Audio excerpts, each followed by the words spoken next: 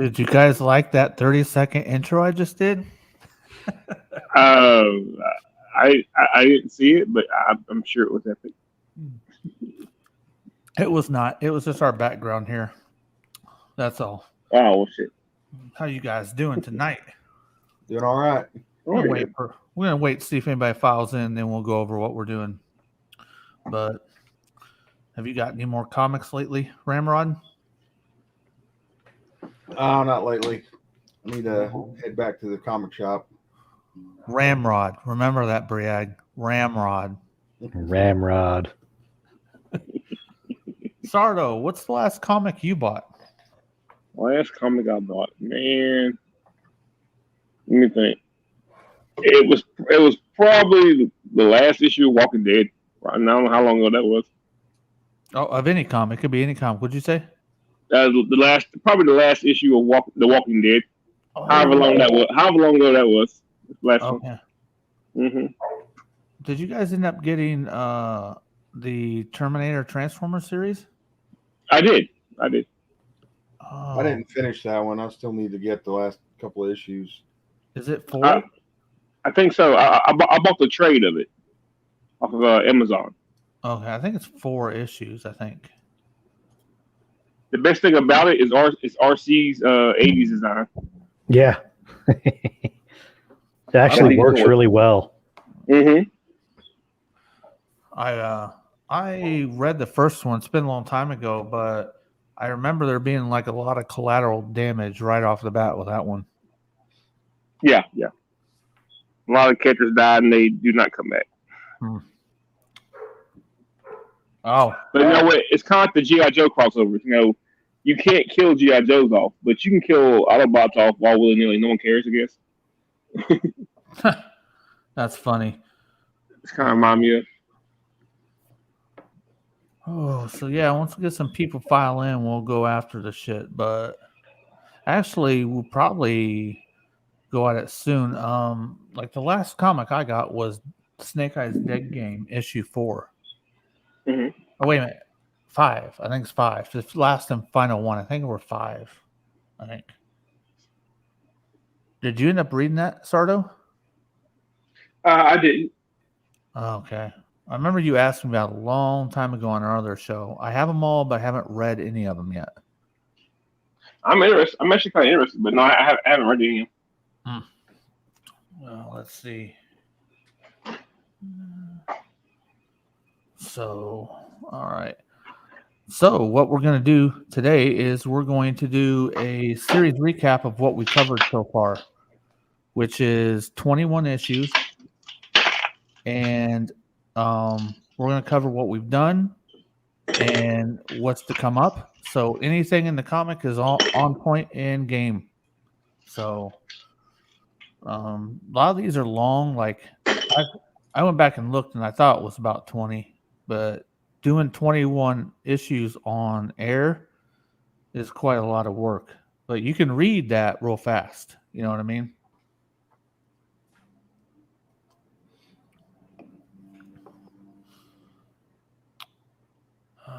So, like, what's the biggest standout to you guys on, let's say, something that we've already done?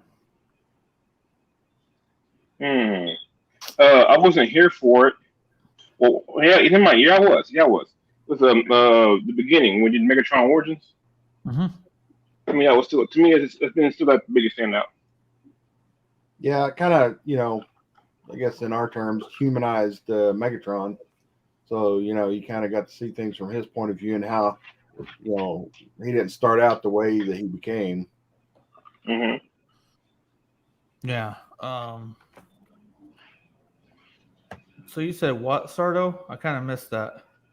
I was saying Megatron Origins. To me, the biggest standout.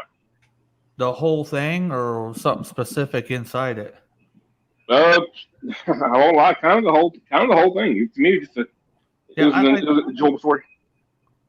Yeah, I like the whole thing too. Some of the standouts in that for me would be, I like what they did with Ike. That Rumble and Frenzy were there from the start. That was pretty dope to me. I'm a big Rumble fan. So to me, it was like, oh, that's badass. They've been in since the ground running. You know what I mean? Mm-hmm. Rumble and Frenzy. Even I think they put in Soundwave fairly early. Working for Cinder Ratbat. Yeah, but Soundwave took a liking to Megatron very early. Right. Oh, okay. Yeah, you guys have. I've got a bunch of questions and ideas coming to my mind. Go ahead and take. I need to get something to write with. Do you guys ever wonder if Soundwave is kind of like the Borg from Star Trek, and any one of his tapes that he actually assimilates, like he has all their knowledge? Huh. I never thought about that. I just know what they know. Yeah, I never thought about it. I mean, they've portrayed Soundwave before as being able to hear things like from way far away and like hear everything on multiple different frequencies. So he's already kind of like the Borg without needing to assimilate anybody. But I think it'd be kind of neat if he just had like kind of a connection with all his tapes. Like some kind of bond, like they're bonded. Yeah. Well, to not give away a spoiler, one of them does die, and he felt that from many light years, millions of light years away. Yeah. You get a panel of him putting his head down, like, oh, he's dead. Yeah, I don't know if Pac even knows any of that. That's one of the things that I'm trying to keep from him without spoiling, along with the entire history and how and who actually starts all of this. Because I keep posing that question about who's the oldest Transformer. Oh, yeah.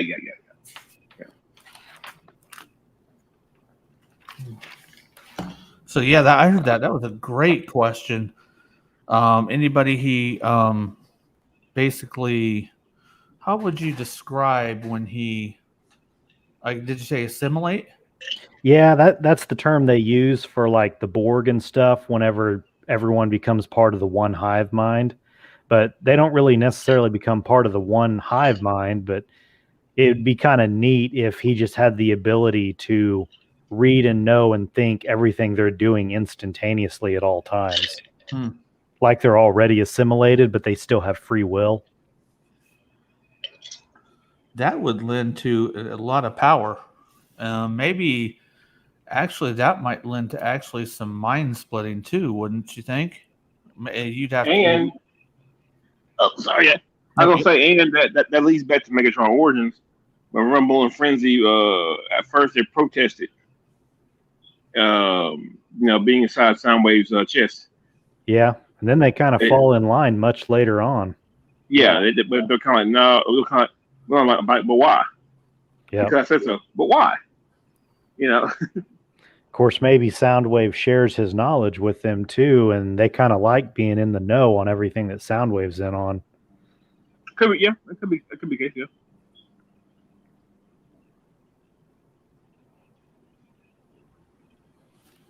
Yeah. So, also, anytime you're talking about Transformers, you're talking about the core, like when the core characters: Optimus, Megatron, Bumblebee, Starscream, Soundwave. Who else will kind of be in that original core?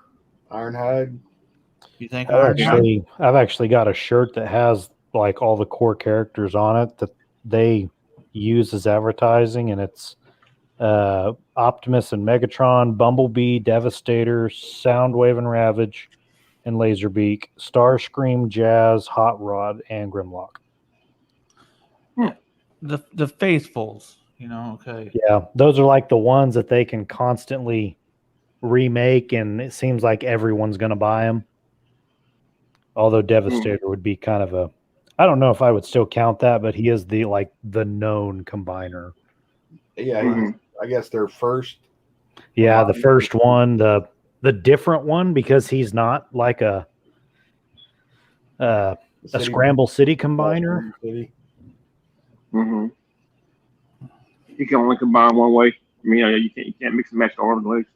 Yeah, Yeah, I wish they would have done more like him. I do too. Monstructor was like that, but you could swap the arms left and right and the legs left and right. Yeah, I was gonna bring up, but I don't go Japanese continuity with Loud Kaiser, but you're Yeah, right. You can move the two legs around. I think and the two arms. It's just yeah. a 40, but yeah. I think the train one you could do that too. The legs and arms could go.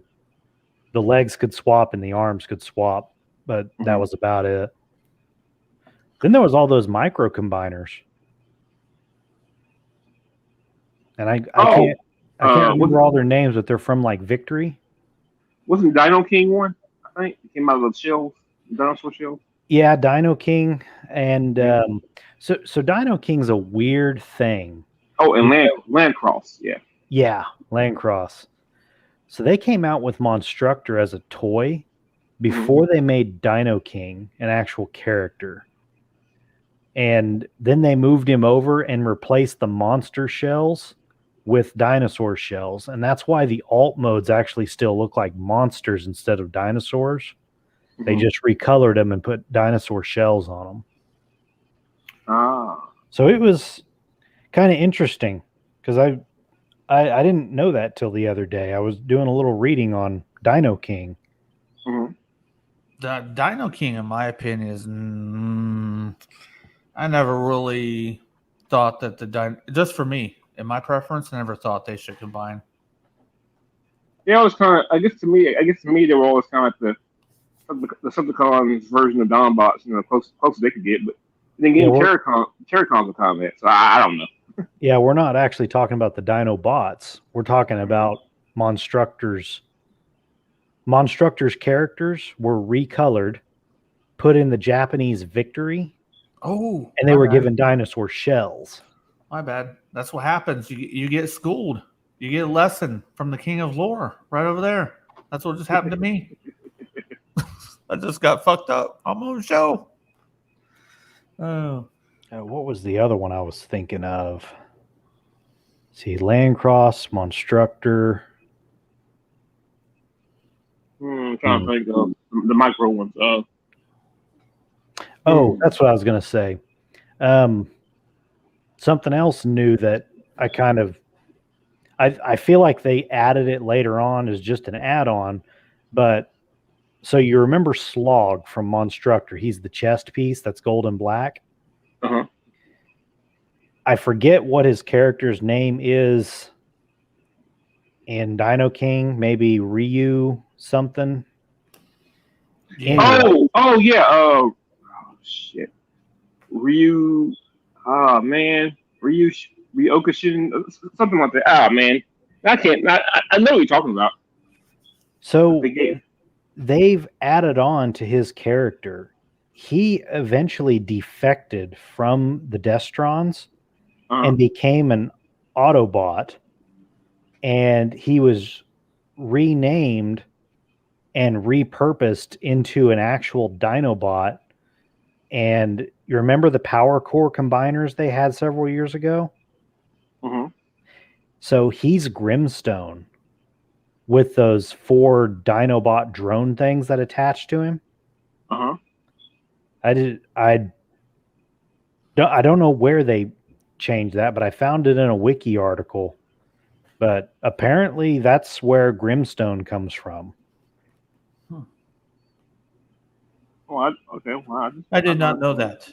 I did not I know learned that. something there. I don't know if that's even important or where that fits into the lore, but somewhere that's what they did with it. Going back to the core people. Okay, who do you like what they've done with, and who do you not like what they've done with? Out of like Optimus, Megatron, Bumblebee, Starscream, and Soundwave, do you feel like there's anybody you don't like that they did? And when I say that, do you like what they did with the character? You mean in terms of the IDW comics? And your in terms of the character's an IDW, but your personal preference, was there anybody that you didn't like? Is there a little, the way they did them? Because I'm going over them right now, and they all look like all of them look pretty good to me. Like when you're talking about the core, like they did Optimus well, Pax. They're doing Megatron well. Bumblebee, I think they're doing within his dynamic. Soundwave would actually be even more badass to me in IDW than G1. Starscream is pretty badass, just like he usually is. So out of the core characters, I don't really see any like letdowns or kind of character development I didn't like. Do you guys? No, I think they're most part about the numbers. You know, it's when you get further out there when you get well, I won't call it those third string characters that never have personality to begin with. They get personality, and typically they're pretty good. But I will say this though, in terms of Prime, I think Prime's done well. To use the word humanizing again, Prime makes mistakes. I like that about him before the comics go. You know, he early on he second guesses himself. He even allows Hot Rod, who is a punk, to second guess him and not get mad at him. Like, you know what? But gosh, maybe Hot Rod's right. Maybe I am reading this the wrong way, man. So right. I like that. I like that because to me, I don't mind Prime being that way. You know, so what? Maybe I'm doing it wrong. Versus Hot Rod from G1, where all he did, or it should be Rodimus from G1, where all he did was second guess himself and think, "Oh, I'm not good enough." It's like he never came out of that shell. Yeah. So to you, Sardo, is he a kind of a core character to you?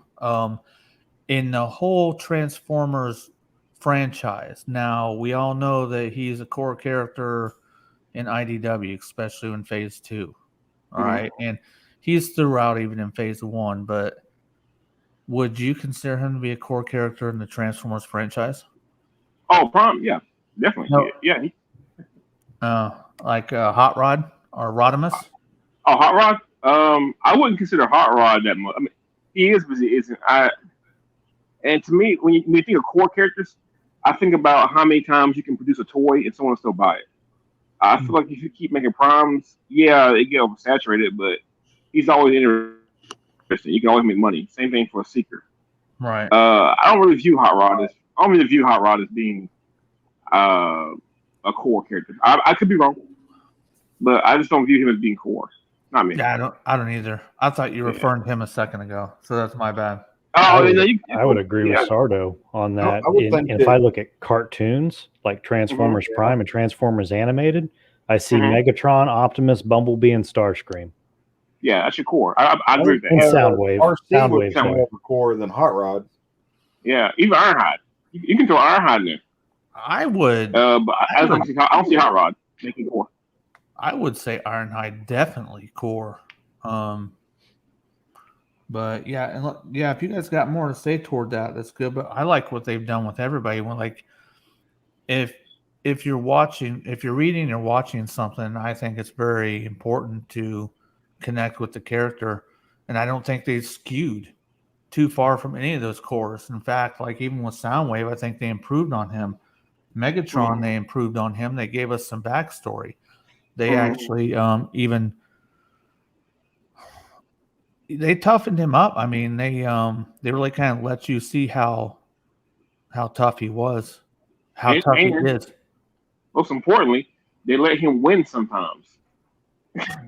Yeah, there you go. I mean, I'm not. The villains have to get some. They have to get some. It just can't be all upper hand good people all the time. I really liked that. Even though they haven't really gotten into it from the direction we're reading it, but if you were reading it in the published order, that doesn't even matter. But in the order that we're reading it, you've never seen Sentinel or Zeta with the Matrix. You just assume they have it, but then it chooses Optimus. So I like that they nuanced it in there that. He's a true Prime and the others aren't. So if you were to pick a favorite comic that we've done between Megatron Origins, Orion Pack Spotlight, Spotlight Blur, we did the Road to Chaos 20. I think it's number 23 and 24. Yeah, just to kind of give some They were backstory to Autocracy. They were the Autocracy Prelude, which I guess they're talking about phase 1, but they were put in phase 2. But Autocracy, and we started Monstrosity, which I'm really liking. So, which ones do you guys like the most? I'd probably say Megatron Origin, because I don't know. Yeah. Those were what got me collecting the IDW comics, because I saw those at the comic book store and I wanted to find out what they were going to write as Megatron's origin. And hey, there's DFS. Hey, welcome in, DFS. What's up?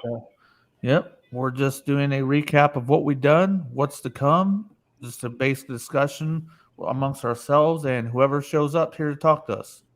So let them questions fly if you got them. Go ahead, Briad. But yeah, Megatron Origin still stands out as my most favorite series so far. Even what we've read and why is it your favorite so far of what we've done? We're early on, 21 issues in. So from what we've done so far, it's very concise in taking Megatron, giving him a past, present, and future, and like they don't put any fluff in it. They don't cut any corners anywhere. And I don't know, it's just, I know it was written during the Dreamwaves era, and then they went ahead and colored it and made it as a comic book when IDW bought them. But the same people that were there were the ones writing in IDW, and it just fits so well. But being able to launch a whole series or a storyline from 4 issues, you just kind of know that this would fit into the prequel to Megatron in any story almost. Right. And we're going to go round the group with that question. But DFS, if you got some highlights of anything we've done, let us know, or highlights from the series so far. Go ahead and do Ramrod next. If you had more, Briag, to say, go ahead. But the next. I think I'm liking Monstrosity so far. Of course, I like the Dinobots, and in Monstrosity, we're getting to see, a lot of character development on the way they are, or the way they, are. They come out to be. So you get a lot of background on them and the issues that they've had. So I'm liking that so far. That's one of my favorite, miniseries is the Monstrosity. Yeah. Go ahead, Sardo. I want to say Megatron Origins, but I may not have been here for this. Did you guys cover the Shockwave Origins? Not yet. It'll be coming up fast after we finish the City series. Okay. Well, in that case, for me, man, I broken record, man. Megatron Origins. Okay. It's a very, to me, it's just a well done. Even if you don't like it, which I don't, you might not like it. It's a very good, self-contained story. It's all on Cybertron. You see things from the quote unquote bad guy's point of view, and you realize that Harvey Dent was right. Eventually, if you don't die a hero, you still become the villain. Yeah. I like the way the whole way that thing was drawn up. Mm-hmm. I think it looked good. I think it portrayed a civilization corrupt and some people rising up against it. I think it showed that not everybody knew Megatron the way they thought they might have. So, man, it just, and it was great to see the originals there. Mm-hmm. Okay, DFS says my favorite so far was Spotlight Blur. I think it was his humanity, which made me feel connected to the storyline. Okay. Blur is one. There's many I don't like. It's hard for me to get to the Autocracy series. I made that well known. But if we're talking about Spotlight Blur, I like what they did with Blur there. I think it told us something. Like when we think about Cybertron, what do we think about? Nothing but fucking war. You know, there was things going on. There are workers. There are people who are entertainers, such as Blur. He was an entertainer. You know, sometimes we don't think of them as being a well-rounded civilization. You know, government, entertainment, military. You know what I mean? I think a lot of people don't stop and think about that a lot. Go ahead. A lot more than just the ones we get to see on the TV and in the comics. They were a whole society. And as such, they have just when you read these, it's funny. I remember in Megatron Origins, somebody was said, I don't think it might have been Kato or something way back then. You know, wow, these problems are very similar to our own. So that's what makes it really good written too. You know what I mean? It's real type stuff, only on another planet with a different race type of people. So anytime you can relate to somebody who's going through something you're going through, boom, you like it, you got it. I imagine there's somewhere there's probably a guy right now who has a job that he probably didn't like. He's probably overworked, but at the same time, he needs that job to, I guess, support himself or others. Then, you know, one day the boss walks in and says, "Hey, good job, everybody. You're all fired." On one hand, like, "Oh, good, I don't have to do this terrible job anymore." On the other hand, like, "Oh, hell, I need this job. Fuck you guys." So I think it's how Megatron feels. Yeah, I mean that's exactly what had happened to him. What is the word they fucking use? Assimilate. Yeah, basically they were done with his unit, and they were assimilating them. I think it was Automating. Automate. Yeah. Bam. King of Lore number 2 down there, Brady Bunch, right corner bottom. The youngest one had curls. Yes. They when they basically automated them and said, "Hey, you know," they tried to make it sound good, but basically it was a big fuck you guys. We're done with you. Figure shit out on your own. You know what I mean? Yeah, and in that society, the functionist society, when you were done and broken down, you don't get to live out the rest of your life peacefully. They smelted you. And a lot of guys are good. I'm sorry. If they could recycle your spark, they would, but they would just get rid of you.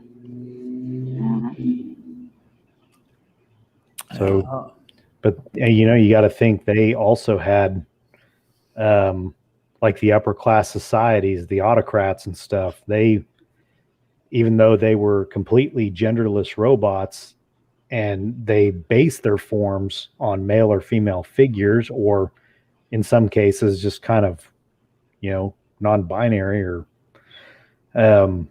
they had emotions further than like just anger, political. They had some love and friendship. They had forever friends that I think they call conjuncts endura. So it's fascinating to see that in a society where they don't reproduce, you know, because the planet is what makes the new beings, it makes the new sparks, and then they put those sparks in a body. They still have some form of like having like your best friend, then having your close friends, then having your acquaintances. DFS, would you like a seat on the panel sometime, sir? He's always here, man, checking it out. But okay, and let's be real here. Okay, not everything's great. Even the best story or movie or TV series, you always have something that you don't. There's something that you don't like. Nothing's perfect. So if we're talking about Origins, Orion Pax, Blur, Road to Chaos, 23 and 24, Autocracy, and the first part Monstrosity, what's your least favorite we've covered? I was gonna go the guy on my right, but his mic is muted. So Oh, I'm just cutting my mic in and out to prevent background noise. oh, okay. So go ahead, Bragg, if you can, unless you got too much noise. So, Autocracy. It's not that I don't like it. It's just out of everything we've read, it's my least favorite because it's a slow trod of exposing corruption. And I almost feel like they could have said more by doing less. Like Megatron Origin was 4 issues, which, an issue is about 23 pages. So, and they did 12, right? In Autocracy, each at 10. So that's 120 pages. Whereas Megatron Origin would have roughly 100. I bet they could have streamlined the story just a tad, and it would have been a little more enjoyable. Yeah, I see you down there, DFS. Go ahead, Sardo. Do you need me to read you what we've done? Yeah. I will say this. I think my least favorite, honestly, is actually the beginning. What's the first saga when they first get to Earth? Excuse me. What'd you say? What's the first? What's the first saga when they first get there? Is it Infiltration? Infiltration, yeah. For me, and I know maybe some people like it, I found that to be kind of boring. I mean, not really boring, but it's kind of a slow drag. Because which one? Infiltration. Oh, we haven't got there yet. Oh gosh. Okay. No worries at all. We can actually talk about that in a second. Yeah, we got plenty of time for you to, Yeah. Infiltration. I just found it to be slow. Megatron Origins, Orion Pax, Spotlight and Blur. Spotlight, Road to Chaos 23 and 24, Prelude to Autocracy, the Autocracy series, and we're early in on Monstrosity. Which one of those is your least favorite? Mm-hmm. If you need some time to think, we will go to Ramrod. We will go. Yeah, yes, please do. Huh? So yeah, please do. Let me give you some time to think about that. Yeah, I think I would have to agree with Briag because Autocracy, there are parts that I really like.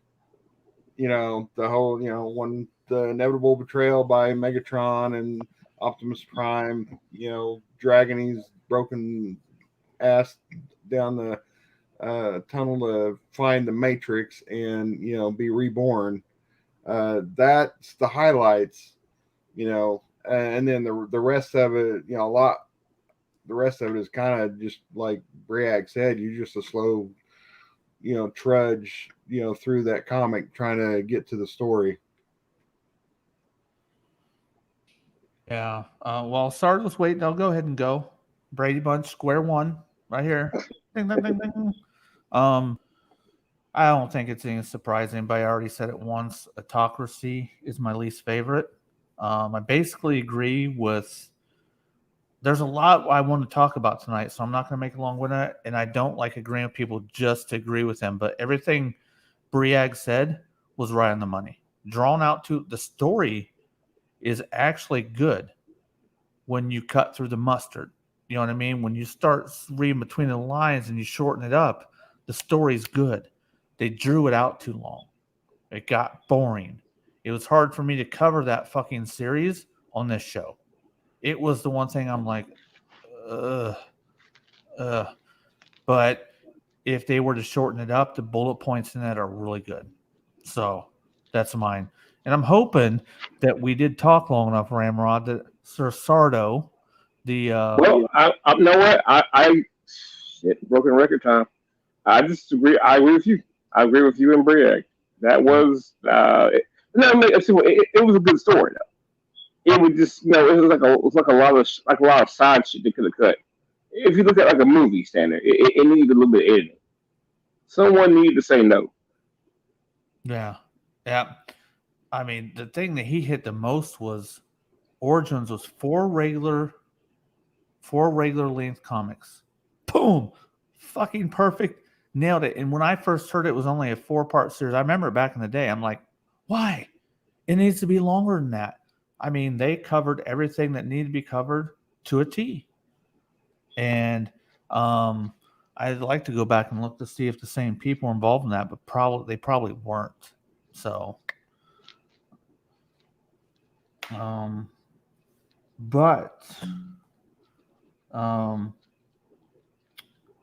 next question is, now when this came out, G1 was beloved. G1 still is beloved. No change. All right.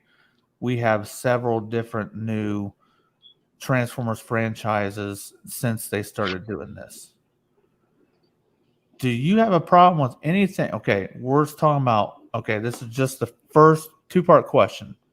Do you have a problem with anything they've done so far that we've covered that relates to it still being G1? Like, what I mean is, I don't like that they did that because I don't feel like G1. You can still feel G1 and the story be a little different. I'm actually, I had no beef with it.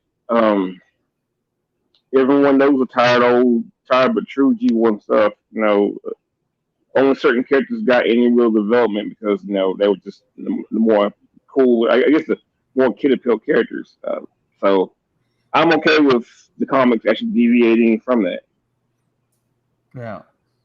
I mean, how can something not evolve? I mean, yeah, it's the Pocket. Like, to me, 86 movie is the Pocket. The cartoon cartoon was funky to me, to be honest. So it's the movie in my head. As Sardo would say, his words, headcanon. 86 movie is B1. I need things to adapt a little bit. You can't give me the same story over and over and expect me to keep hitting it, keep watching it. It's not going to happen. I think they did great so far. I think it felt G1. I just it almost felt like the lost stories that you never knew, kind of. And that's going to change later on. It's not going to have that feel later. It's going to really do a thrust forward a little differently. Yeah, it's going to have the feel of buy this toy. Yeah. You would be referring to the Combiner Wars in the 2012, like when they reformatted Starscream and he looked like that old Generations Deluxe Armada rehash thing. Oh yeah, you can tell when Hasbro puts their hands in the pot. You know it because like Starscream, they write it into the story, but still it's forced. Starscream's constant changes. Combiner Wars, Titans Return, Power Props. You can tell when that shit was like forced into it. Like it's like, oh, come on, Hasbro, just go away. Right.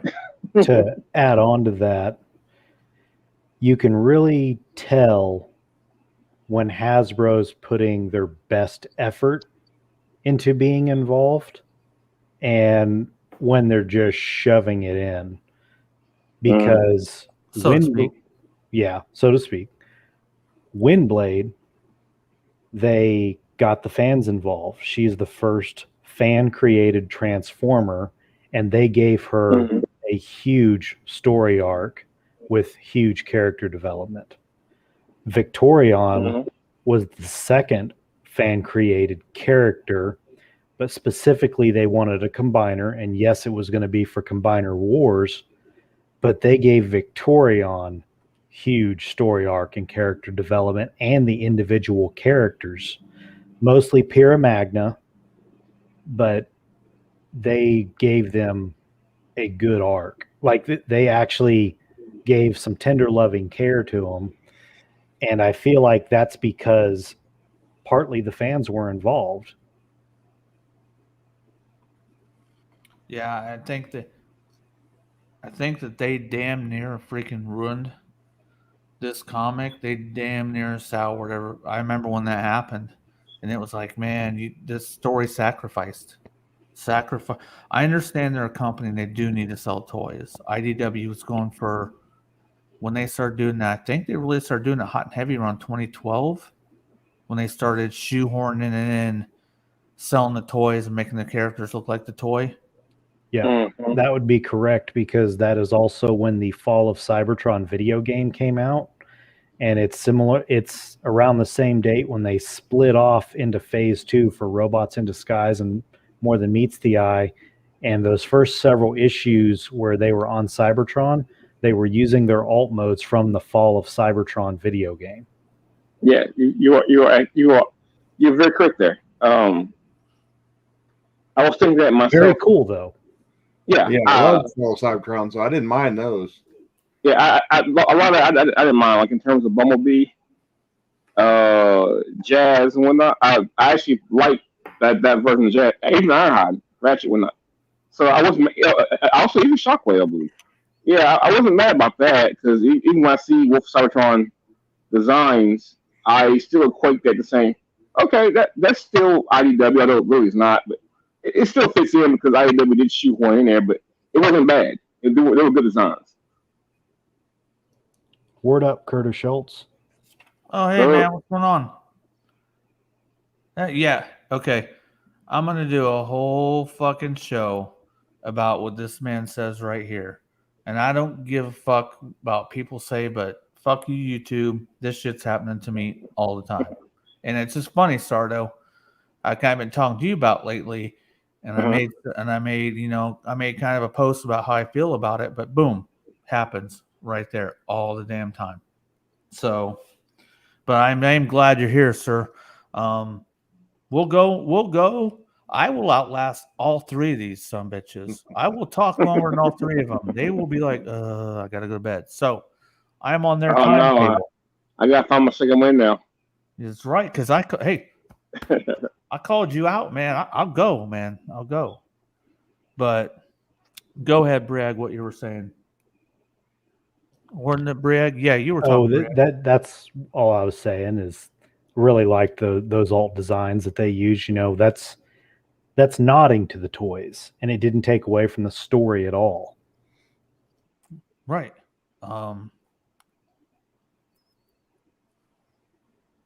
Sorry, I was reading. If anybody has any, but like I said, they almost trashed this whole line. Like I said, it started in 2005, and they did that shit in 2012. So they've been going for 7 years, and that's a successful run. Would you guys agree? 2005, 2012. Okay. Yeah, sure. And I think they did part of that because people loved phase 1. And for some reason, there was a little bit of collapse for All Hail Megatron. Like they thought it was kind of a soft reboot / we had already covered this before because it was war stuff. But then when they did Robots in Disguise, More Than Meets the Eye, some people didn't know what to do with it. But I mean, for me, it was cool. It's the war's over, but it's not. You know, there's always Cold War going on. But you got all these extra characters coming in from all these planets we don't know about, and there's a completely different dynamic and what you can do with the characters. Like, you know, Hot Rod is all of a sudden Knights of Cybertron, Adventure Time. We're doing it, Rick and Morty style. Yeah, hijinks in space. Yeah. Yeah. But another cool thing to go on with Rick, the war being over, but yet low key it's not. And you had to deal with the fallout from the war, but All Hail Megatron. Mankind hates Cybertronians. They don't care what the badge is. They see an alien machine, it needs to die. That's So the part I you know, hated. And what we haven't done yet is the dynamic between the humans and the Transformers. Please go on. We're talking about everything tonight. Yeah, it started out, in certain areas to be good. They had a working relationship, the mutually beneficial, but then it went to shit, and then it was, if you're a Transformer, you're bad. We need to destroy you, and they just, until it was forced on them, they didn't understand that there's a wider universe out there, and if you got to cooperate, or they're going to I always found it weird that for all that Cybertronian hate, I think that I forget what I think it's in phase 2, where Prime and a few of the Autobots are trying to help the humans. All of a sudden, the humans show up with these Robotech-ass jets, transforming shit. And talking about, like, when did humans start looking like us? With all that hate, what are we doing? We're copying them. So where I see it, you have to understand that there are two sides, and yet them being here is beneficial. Our technology has upgraded. I mean, we have mechs. I mean, we really have mechs to transform. Yeah. Just a sidetrack regarding DFS's comment down there to the Fall of Cybertron game era.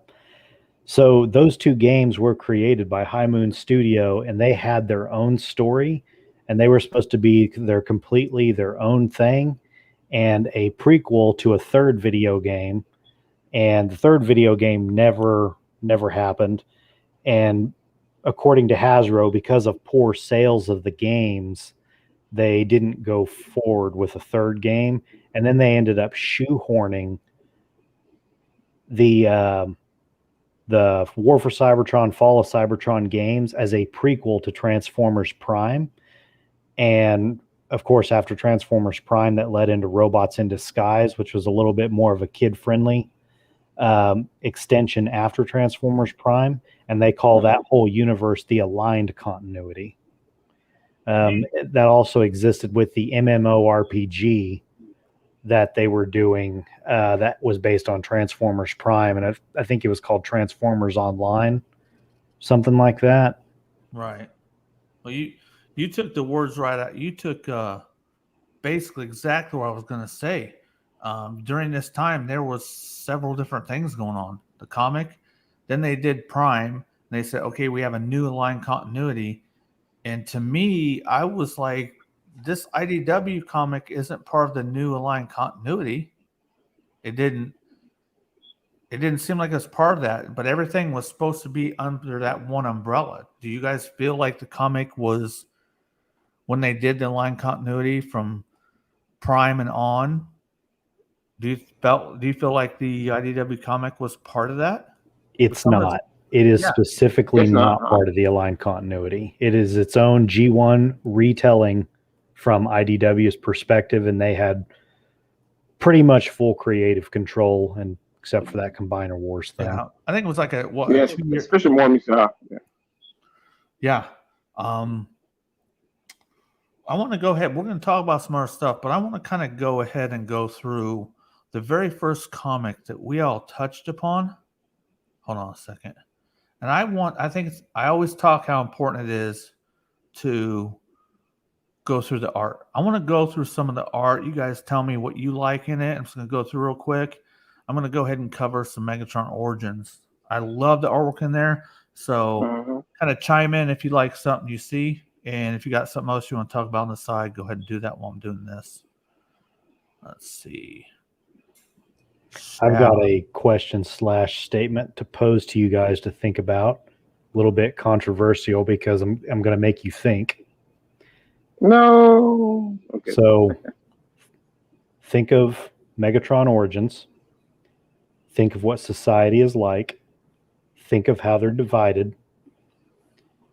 And when I tell you that Megatron is the wokest transformer, how do you feel?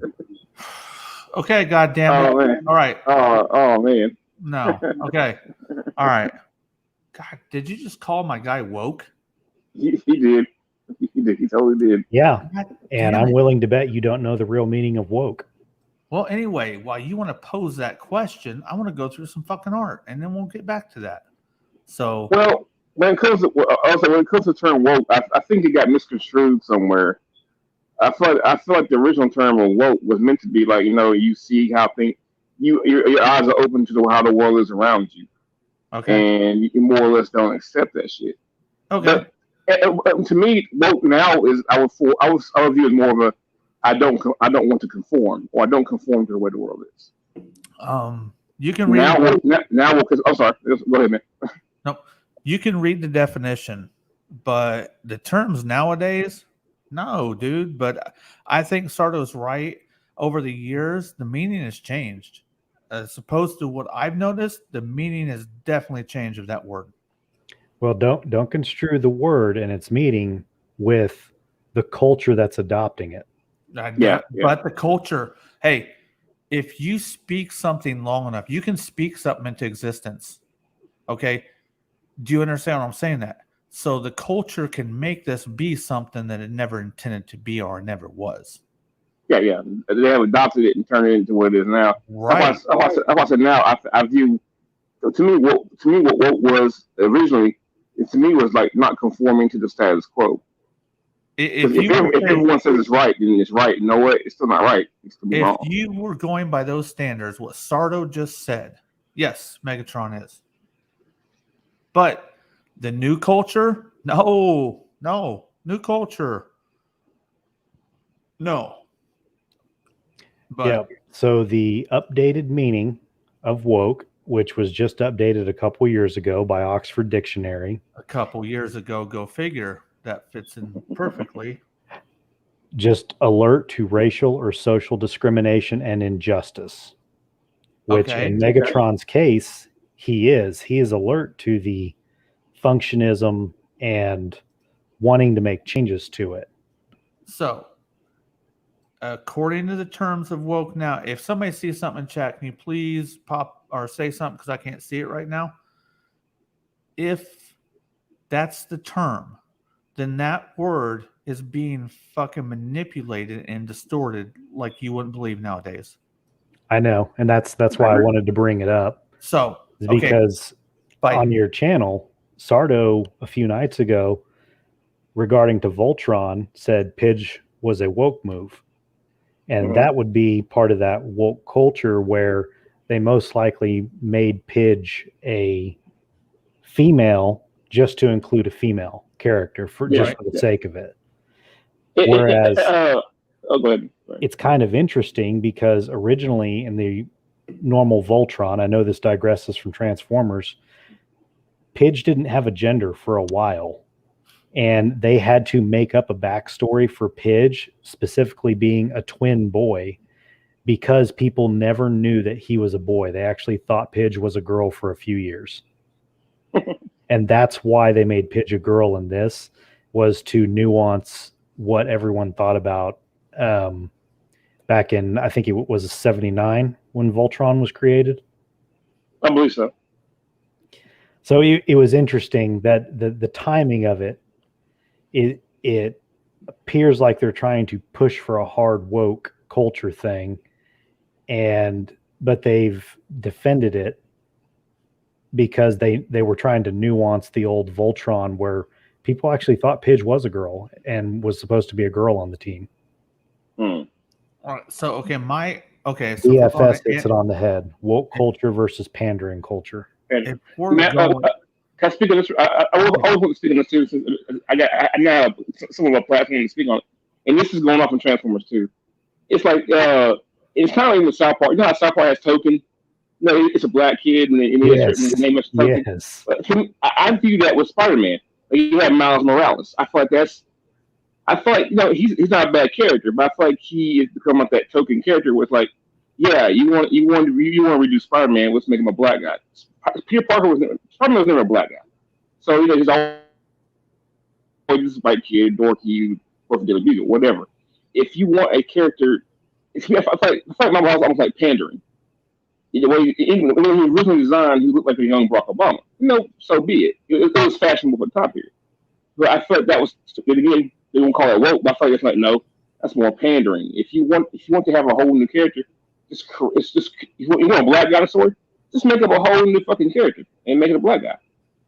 And that's just, Yeah. to me, it's the same. To me, it's the same thing for taking sexuality and just forcing it. It's like, all right, let's make a new character. Let's have Spider-Man. Spider-Man's gonna be gay. Right. You don't have to do that. He was always heterosexual. If you want a gay Spider-Man, just make up a whole new fucking character. Go from there. But don't make the sexuality all about the character. He's a character that has Spider-Man X powers that just happens to be gay, or just happens to be black. Yeah, to all Crusaders who don't like his comment, I'm sorry, I do agree with him. So yeah, I mean, no hate coming from me.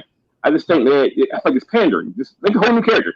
So, although I will add to that and say that it is perfectly okay to enjoy what sometimes these things produce, because I actually enjoy Miles Morales, especially in the Spider-Verse. Mm-hmm. I didn't know Miles Morales existed until that, and I was like, that is cool seeing all the different Spider-Mans. I actually like what they did with them. So here's my official answer to your original question before I get involved in I want to go through some of the things I like in the artwork on this comic. I'm going to have to go with no. And the reason I'm going with no is because the meaning is changing in society. All right. Like when I was growing up, we were changing the way words meant. Okay. Back then it was like bad. Bad wasn't bad. Bad was bitching. Bad was good. Bad was fucking awesome. Okay. So if you said, is Megatron bad? Or you just went that original, they're changing the meaning of it. All right. So I'm always alert to what's going on. It's so bad. No, he's not woke, because woke is changing to the majority masses that it means something that it wasn't originally meant to meaning. It's pandering. He is not a pandering motherfucker. True. And remember, this was written in 2000. Well, actually before 2005. Right. So I say no, because the meaning of that may be that in the official meaning, but slang and terminology and the way people talk nowadays, it's not. So it's only a matter of time before it gets changed officially too. Probably. You know when the first time it was used? I don't know. 1963. And it was used by black people to describe white beatniks that were appropriating their music. Aha! Take that, you hippie Ned Flanders. I was thinking myself. I had heard the term even referred to Elvis. Here's this guy. Yep. There's definitely culture appropriating here, but that's more as being woke, because you see bullshit, you call bullshit. Yep. And that's what I always view woke as. But you're right, it's been changed. Damn it! This thing where it's like, I call it not woke so much, just conforming. And again, call me South Park, a kid like such a conformist. But now I fight the golf kids. I relate to them now. I was like, yeah, this fucking conformist. What's up, McDJ ACDC? Hey, I'm glad you stopped in. You all were supposed to tell me when people came in. My bad. Did we miss one? Yeah, we did. Woke. Fuck you, woke. Well, the pandering people that are appropriating woke. Yeah, those conformists. And I blame politics on a lot of it. Oh yeah. Politics and honestly, just commercialism in itself. It's whatever we can do to sell, make money. Yep, diva is another word that has changed. Diva, so, yeah. We have digressed. That's fine. We've interacted with the chat. I'm done. I just really wanted to pull that up because I stick to the strict meaning of it. Before we go on, Ramrod, if you have something that you want to interject because you have not said anything on that, go ahead. But hey, I think I have to agree with Sardo. Bust your balls next time you bring up something like woke. I have to agree with Sardo on as far as pandering. I kind of hate it when they change race or sexuality or sex of established characters. Now I love alternate universe versions of characters where you can do whatever you want. The what ifs and the else worlds and stuff like that. Yeah. But when you just do something that's obviously pandering, like change somebody's sexuality or something like that, a mainline character, Iceman. That's one. He's always been heterosexual until like recently. Oh yeah, guys, I'm gay now. Oh, really? I mean, yeah. Like you smashed so many chicks. Like, yeah, but nah. I'm gay. All right, so yeah, I really wish they'd find a new word for that. Back to the art. Back to the art that I wanted to watch before I was rudely interrupted by one of my best friends. Hey, it was just a question. You didn't have to answer it now. Yes, I did. That's true. That's true. I did. So right here. I love how you took offense to it. No, I didn't get it. A person take on this person, man. No offense. I'm just busting balls. There's a huge difference. Yeah, I'm totally kidding anyway. So check this out. Gay on days that end in gay. How much better does it get for artwork right there? Oh, that's good. Yeah, I mean, to me, it may just be my own eyes, but I see a little bit of the Dreamwave inspiration there. Yeah, for sure. Dreamwave was not a bad comic. That shit was good. War Within. Oh, Dreamwave was good. Optically, it's almost kind of like a good anime type of manga look to it. I enjoyed it. Look at I like the artwork in this series. Look at all the following. Just everywhere had you guys noticed that everywhere he went, he had people around him. When you have a presence, people are with you. People follow you. People are just naturally around you. And everywhere you go in this comic, and a lot of the ones proceeding through the entire series, he's got people around him that just want to be a part of what he's doing. I would love to know how many more of the miners actually joined him, or if they kind of just got weeded out and put back in the mines. And he was, I mean, the whole ship escaped to Kaon after they blew a hole in the Senate ship. So it just makes me wonder how many of them survived, or if we're just supposed to expect that none of the other mining crew were near as tough as Megatron, so they're just not around except Frenzy and Rumble. Yeah. Keep going. Keep going. I love the purple that's used throughout the whole tone of this comic. I love how the eyes are blazing. That term, like laser, lightning. Yeah. Like the energy. Look how the energy is flowing. His eyes are piercing. Yeah. The purple, I feel like they were doing that. Because he wasn't a Decepticon yet. Okay. No. When you think about Transformers, you associate the colors red and purple, correct? Yeah. Mm-hmm. So look what they're leading us to. You get what I mean?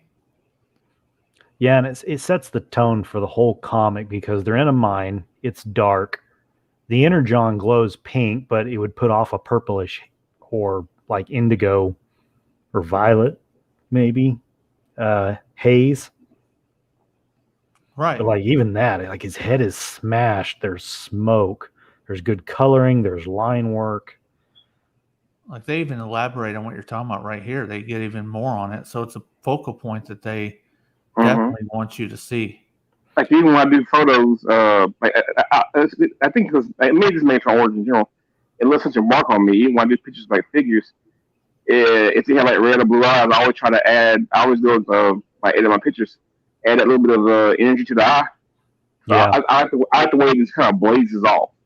Oh my God, yeah. Man, whoever invented Photoshop and started doing stuff like this airbrush technique around the eyes so you know it's glowing, they're brilliant.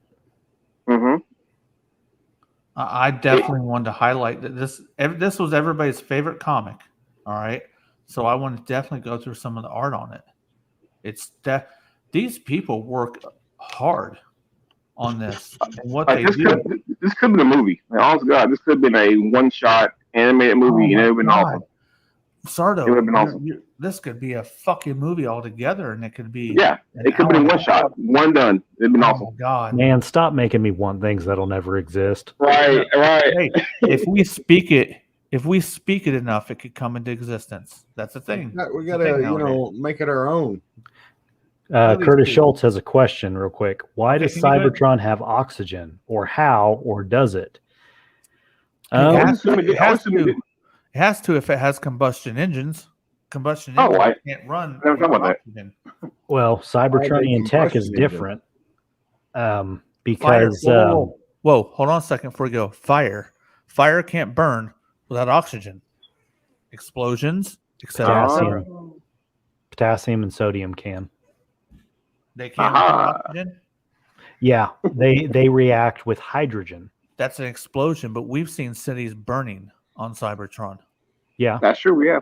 Yeah. but So- they may be using crazy different metals that just react, or the energon might actually not need oxygen the same way as like the magnesium reacts and like M80s, where you can blow up like cherry bombs and M80s underwater. I'm sorry to cut you off there, but look, we see daylight. We asked that question once. Is it daylight on Cybertron? Yeah, there you go. Is daylight? It was Yeah, daylight, or is it a glow from all the lights? Like, is it Hey. Vegas? It could be. It could be. just that, but No. Ooh, It feels does. like daylight because of the buildings, just the way the light's hitting the buildings. uh-huh. You know, and some of the shapes of their aircraft, you know, they must have an atmosphere of some kind. Yeah, well, isn't that one of the reasons why they had to leave? Because the planet was destroyed and the atmosphere was part of it. yeah, and I know, I'm pretty sure late in the comics, whenever there's some humans on Cybertron, they specifically pump in oxygen so it's habitable for humans. Like Yeah. they Now, that's make these technology. little domes that humans can be in. Yeah, please go and make sure if somebody sees the chat, let me know because, like I said, I'm not going to do this without giving proper nod to the people who deserve it, man. Think of the labor of love that these people did doing this. So, Yeah, thank God they killed Psykill. yeah, Right. It's so important. Yeah, that was they had. Yeah, and he had he said the dumbest thing. Hey, like dumbass, you lost your weapon. You know, like, Megatron, like, well, you know what? I am one. And I'll turn to one. this is the shit I love. The bringing in characters like this. Look how different that looks than anything else we had seen. Clench. Pulling Yeah. his best. He's pulling his best Shang Tsung. Finish him. Yeah, the crests, the mouthpieces. It was a welcome change to me. Even Megatron looks a shade different too. You know what I mean? A lot of people don't realize that these Cybertronians are wearing freaking, I don't think they call them helmets, but that's basically what they are. Everybody's Yeah. holding Oh, that's right. one. He takes it off. Yeah. Yeah, like Yeah. a lot of people fucking hate this. I'm like, no. Do you guys never think love of that. what's underneath all their shit? Do you think it's just freaking empty, half-eaten heads and shit? Matter of fact, You know, my and MSC Megatron, I have him with that head with the head sculpt with the helmet love removed. You know, Farrell. Yeah, I love that look. So that makes me think, they're combatants. I can see them wearing helmets, but when I look at like the people out in the crowd that are obvious spectators, they're all wearing helmets too, and I kind of wonder if they need the helmets or if it was part of the social expectation that everybody wore a headpiece. Like there was Oh, like always a fashion. headpiece. Fashion. Like Maybe. no matter what, it was either fashion or utility or something, but no matter what, Mhm. everyone had a headpiece. Kind of like, Like, today, everyone wears clothes, Yeah, no matter Yeah, what yeah. kind, but we all wear clothes. like Except this for the right news. here. These are all headpieces. Everybody's got them. You know why? How about this? What about the Dinobots? I mean, if you look at the heads really hard, you kind of like especially Grimlock. Like, is he wearing a helmet? Is that just how his head's made? Oh yeah, Never know. Yeah, because you can kind of see his teeth in the front of the front of the automobile, like the mouth part. Like he's like sharp teeth in the corners. Yeah. and I think Yeah, it may just be his head. Mm-hmm. and Sentinel they do a very good job on showing that he's a very ancient type look. He has a lot of people in this comic series have a different type look, and the look changes. Have you noticed that? It's almost like ancients have a different look compared to the newer modern ones. Back when everything was functionist society, they probably had societal norms they had to stick to because that's what makes functionism. Like we were always used to this type of look, the Camaro goggles, Camaro sunglasses, and the tip, you know what I mean?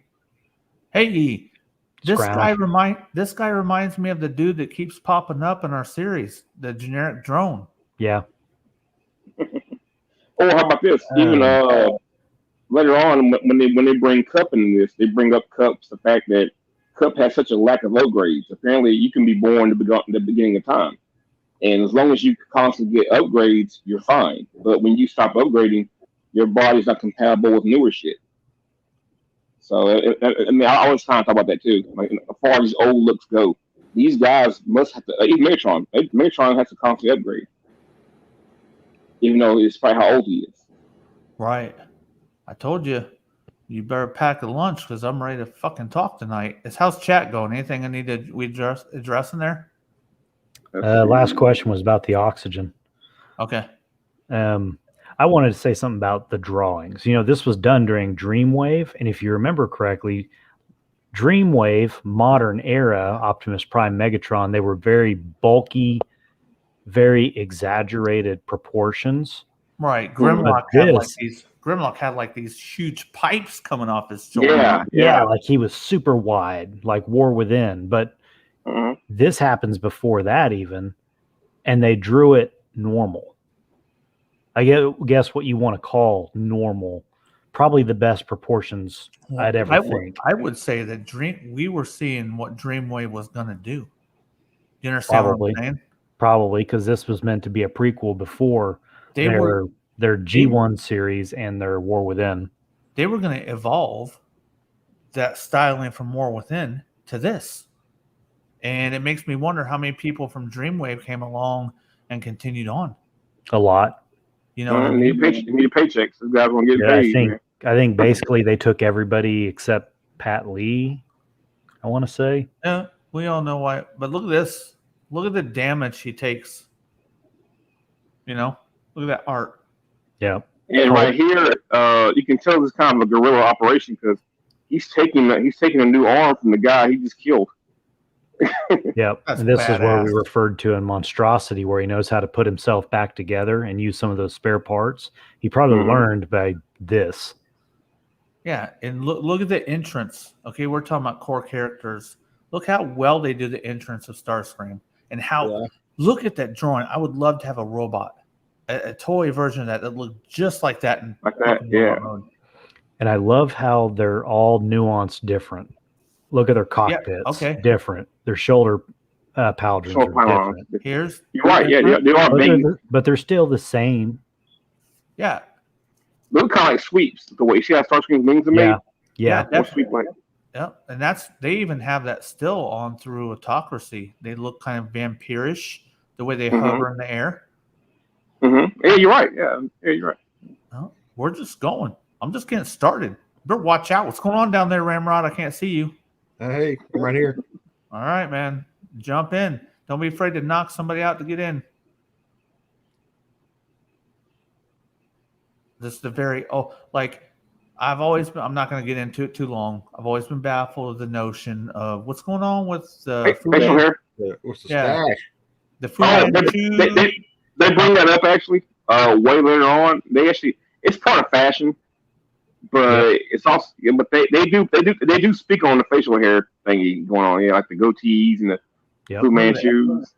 Same with Optimus's face mask, how it was fashion and it went out and came back in. But he's always going to cut. The thing about Prime is he wears it until it comes back in fashion again. Yep. I remember we're just like, hey man, mouths are in right now. Nah, I'm good. Come on, show your mouth. Not want to. Kind of neat too, because Wheeljack mentioned, I think I'm going to get me one, but he doesn't. Give me one of the new mouths. All right. Yeah. Oh, wait a minute. Who's that with the wings up above? Let's see who we got. Is that just the? Looks like a statue of Sentinel or some shit. It looks like Sentinel, or it could be their notion of. It looks Primus. Like Nova without his face mask. Okay, that's not okay. Yeah, then if that he looks a lot like Sentinel then on the head. Yeah, he does when he's in his upgraded form. Look how bright this got. Oh, because the Predacon, Stunacon, well, before it became that. Yeah. Yep. I've always That's loved Grimlock. No, there's Grimlock. See how his mouth made his head? Yeah, Like, that helmet? Oh, that I just always how his loved head that looked. his mouth That's- like that. Yeah. I've always loved that. The teeth like that, Teeth. dude. Yeah. But that's a good question Sardo poses. How does that function? How's that helmet working? I'm going to say this is all different, and this is the main. Mm-hmm. It just looks badass. I mean, I'm so happy to get that Planet X Grimlock because it has that same face. With what's coming up in Monstrosity, what revelations we're going to find. I wonder if some of the aesthetics, the minor details are even a conscious choice, or are they? Do they have some kind of automated response to like their their personality and their alt mode, etc. Because it just seems like especially like with Grimlock there, the way his mouth is, that is just fits within his alt mode and personality. Mm-hmm. Yeah. So the overall take of what you just said would be, I'll make sure I didn't miss it. That there is just like something more automated, more internal, like you don't control what your face looks like. You're just kind of born with it. It grows kind of born, naturally. Good, gotcha. Possibility, man. Genetics or something. Yeah. And even when they get new bodies, normally they keep the same face, right? I mean, Megatron's body changes with the face staying the same.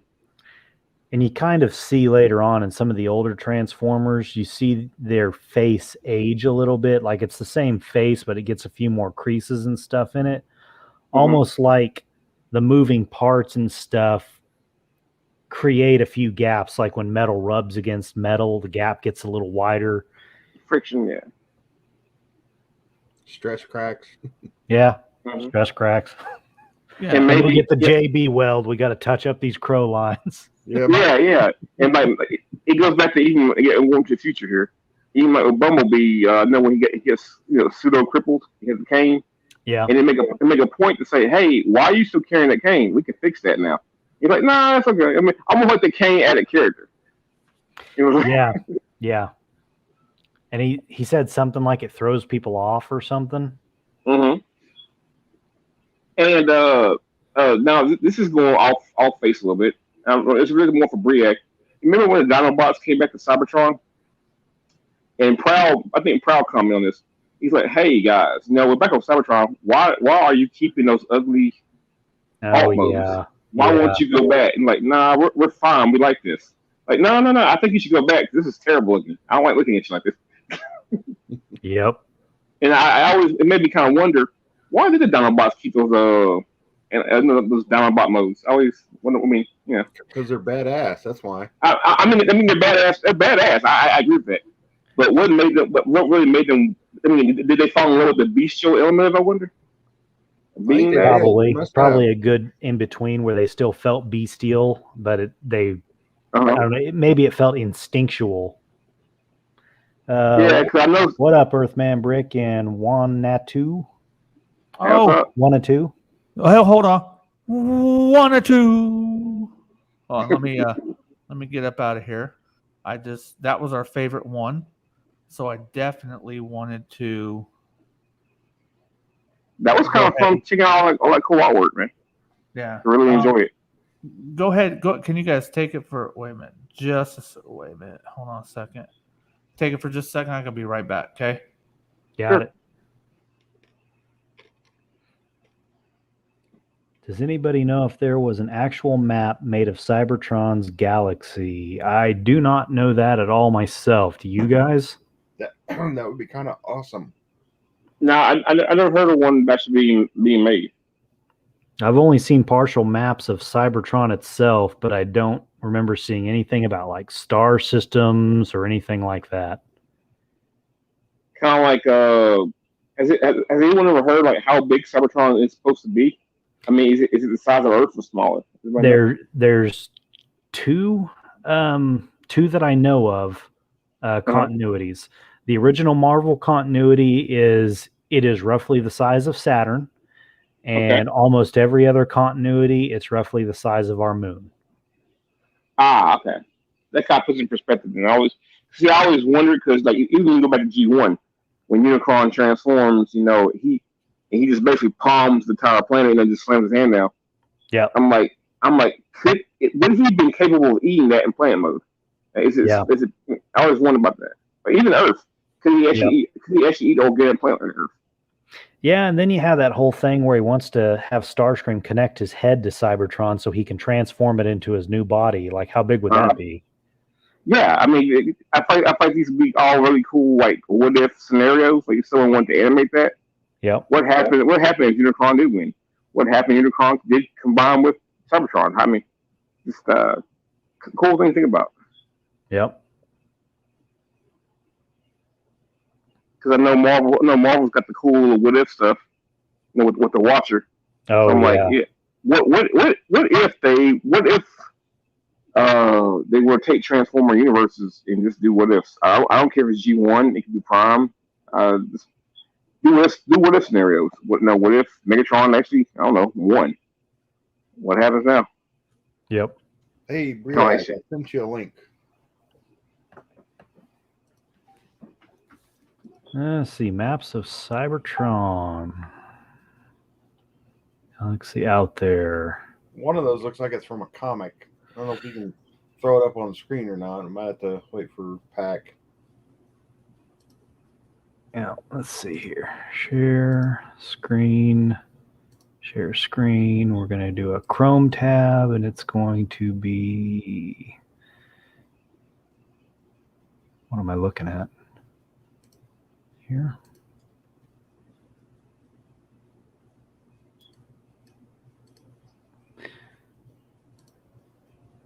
Okay. Is that still showing up there? Yeah. I added it. I have returned. Okay. Cybertron is the ultimate transformer, continually evolving. The furnaces. Yeah, this is from the Marvel comic. I remember when they showed this. And this is Cybertron? Yep. You can Control Plus to zoom in.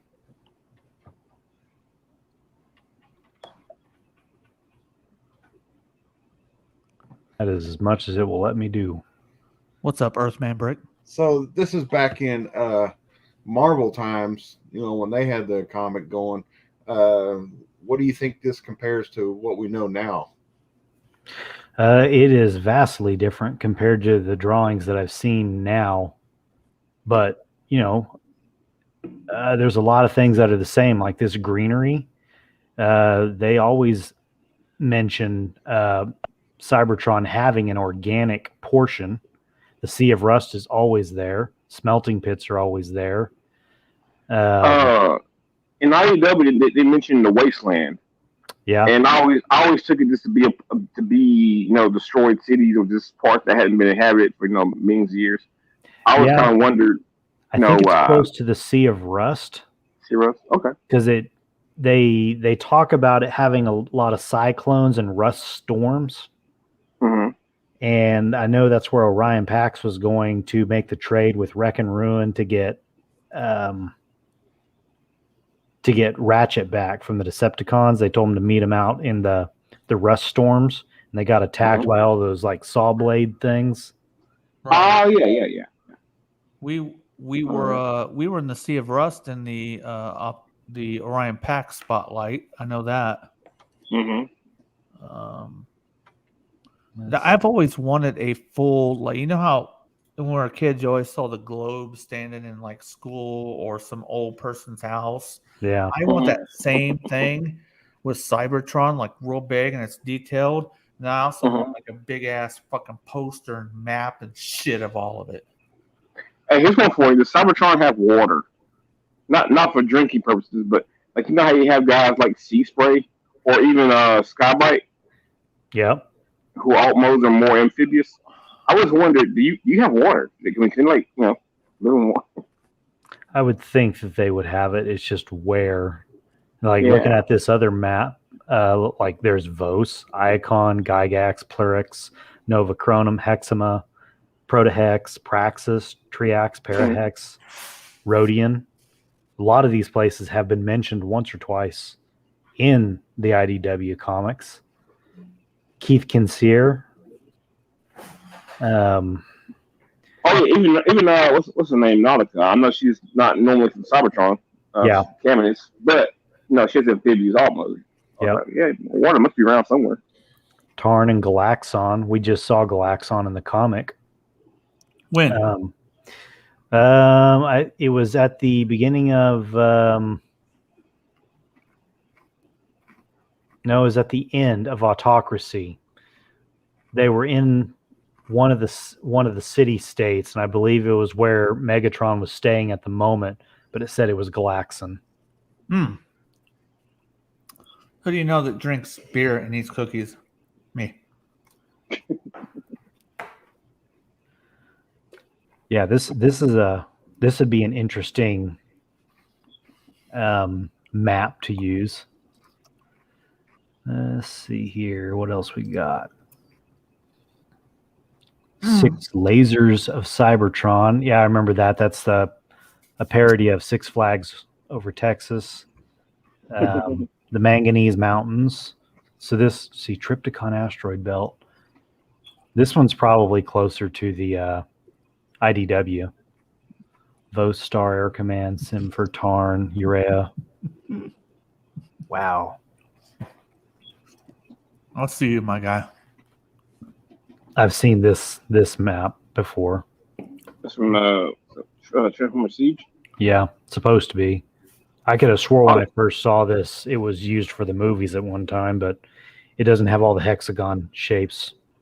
Basically the hive-looking thing. Yeah, I like to look at it a little bit. I mean, it looks interesting. I mean, yep. Yeah, Blaster City.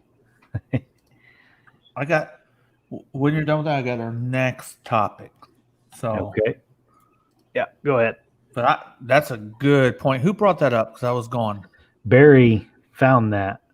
Well, let's see. Who was asking about it? Who asked the question?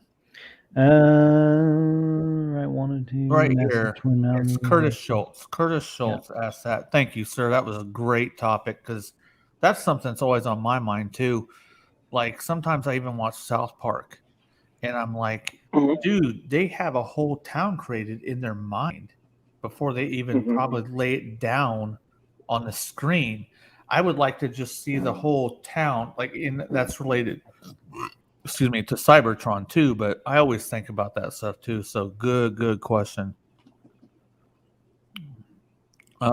He's yo, how's M3 these days? He's probably soaking it in cider right now. What's up, Marcos? Yeah, watch out, Sardo. I'm on a roll. So, I see. Next question I have for us and chat, and this is through the whole series. It's not just about what we've already done. What are some of your most eye-opening real-type moments? Okay. I can give an explanation. Nope, I'm not going to. I'm going to wait my fucking turn. And this is, eye-opening, most real, brutal. If you're not ready, Briag, we can go with a person who may be ready. If nobody's ready, I got a little something. So I'm thinking. Okay. I'm ready. Sardo. Okay. I'm not going to go super far. I mean, I didn't say we could bring up anything, but one thing. Yeah, I'm still going to go fairly close. I'm going to go all hell Megatron. I thought it was very eye-opening that Megatron actually respected Starscream. The fact that he told him that one day, like almost like a father to a son, one day this will all be yours. You'll have this one, but today's not the day. Today you are not better than me. Today I control you. Today you will do what I say. But one day when you're ready, I think because the thing about Decepticons, Megatron got the rule where you have to you want to be the man. Like I say, you want to be the man, you got to beat the man, and that's how it works. So when she told Starscream, one day you'll beat me straight up, and you'll be leader. And I always remember that. And even at the end of it, there's a scene where Megatron's gonna die. He's done for. Then Starscream saves him and says, "No, what? No, you won't touch him. No, this is not how he dies." So I kind of like that. I feel like the fact that he respects Starscream to a degree, and he and almost like he wants, even though Starscream's treacherous at heart, he almost like at that part disappoints Megatron. He expects better of him. He will be better, Okay. and that always eye opening. But then again, Megatron's smart. Maybe he was just gassing him up. So if something went wrong and Prime always killed him, like this fool saved me. And I think maybe, dude, just in my opinion, I think maybe the latter.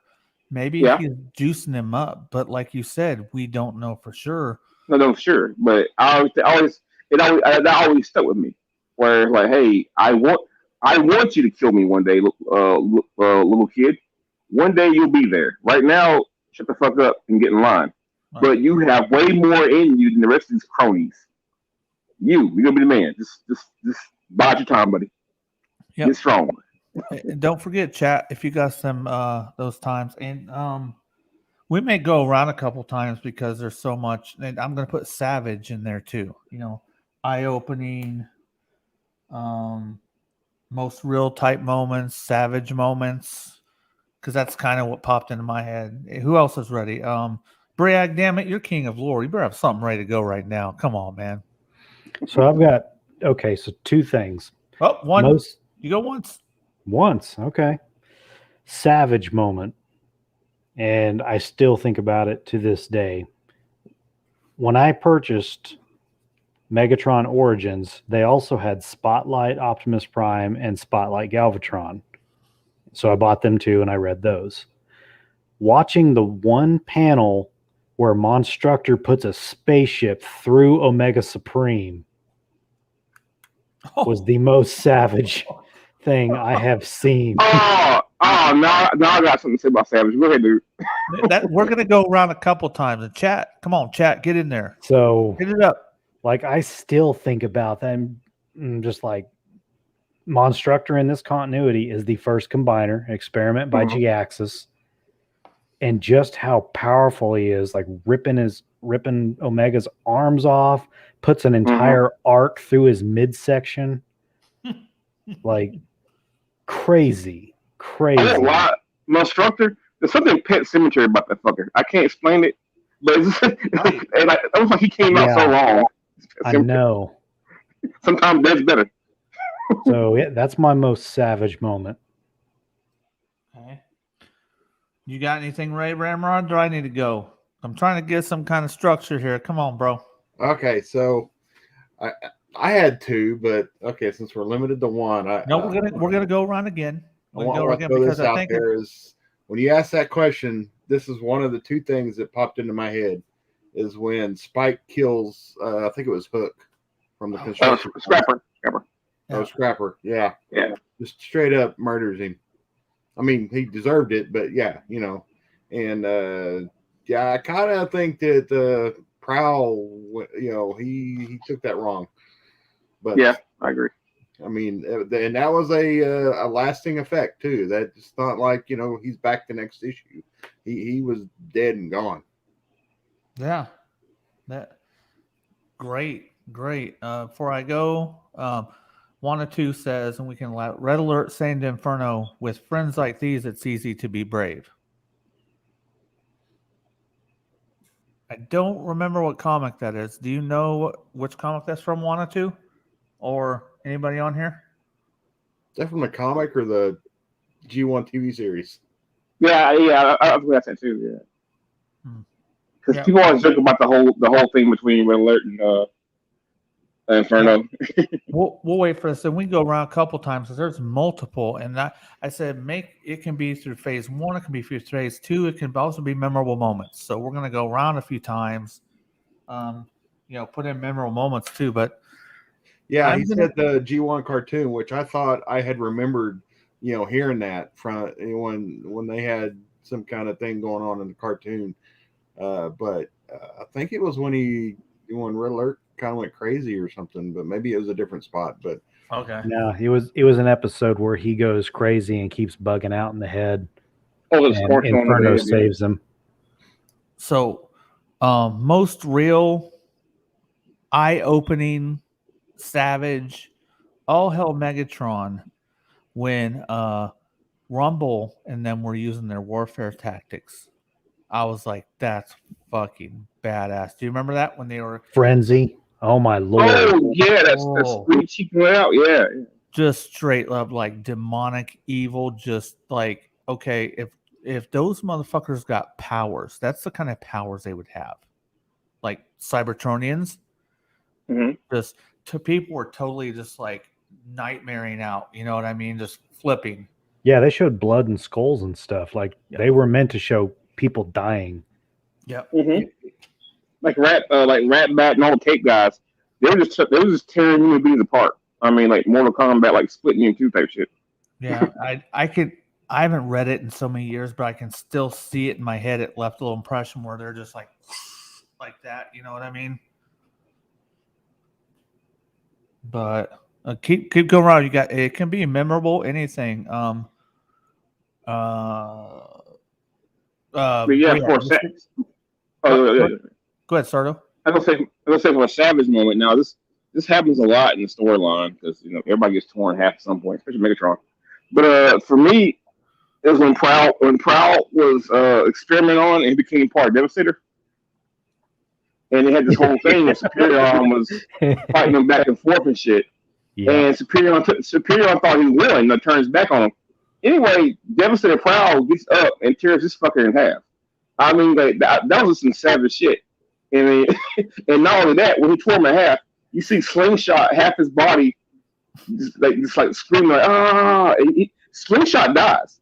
He don't come back. I mean, he killed a G1 combiner character, and it made me always wonder what happens if you die when you're part of a combiner. And we learned you did. You just did. And Okay, yeah, your question always was, what happens to the all when the whole?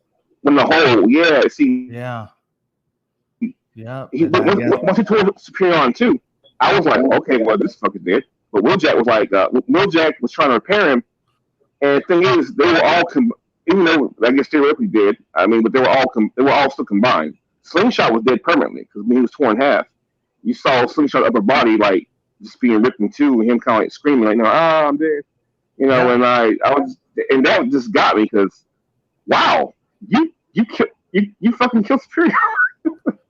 It wasn't Minnesota, it was fucking Minnesota. I'm not one of those people. Like when you start killing people, I'm not one of those people that gets upset or is like, "Why did you do that?" Oh no, it was just cool shit. I'm didn't one of mind the it. people who understands what the fuck do you think's going to happen in a war. Or yeah, people die, and and then they brought Alpha Bravo in. I think that was Hasbro kind of putting their foot in there, saying, "Hey, you know what? Let's put a helicopter on the Aerobots." The only thing I ever wanted, like when they go and they kill someone, and let's say we didn't see him a lot, and they kill him. All right. Yeah. If you do that, that's fine. Go ahead in the future and give me kind of a story on that character that died, because I know he just didn't pop up once. Here it show a couple times and dead. He's got a whole story in life that happened before that.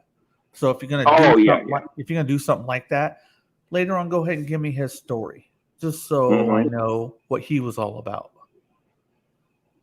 I think a good version of that is Briag knows. I can't think of his name. He's from War Meets the Eye. He's blue and red. He's mostly blue, and he's an outlier. He can he can like learn anything really fast. Skids?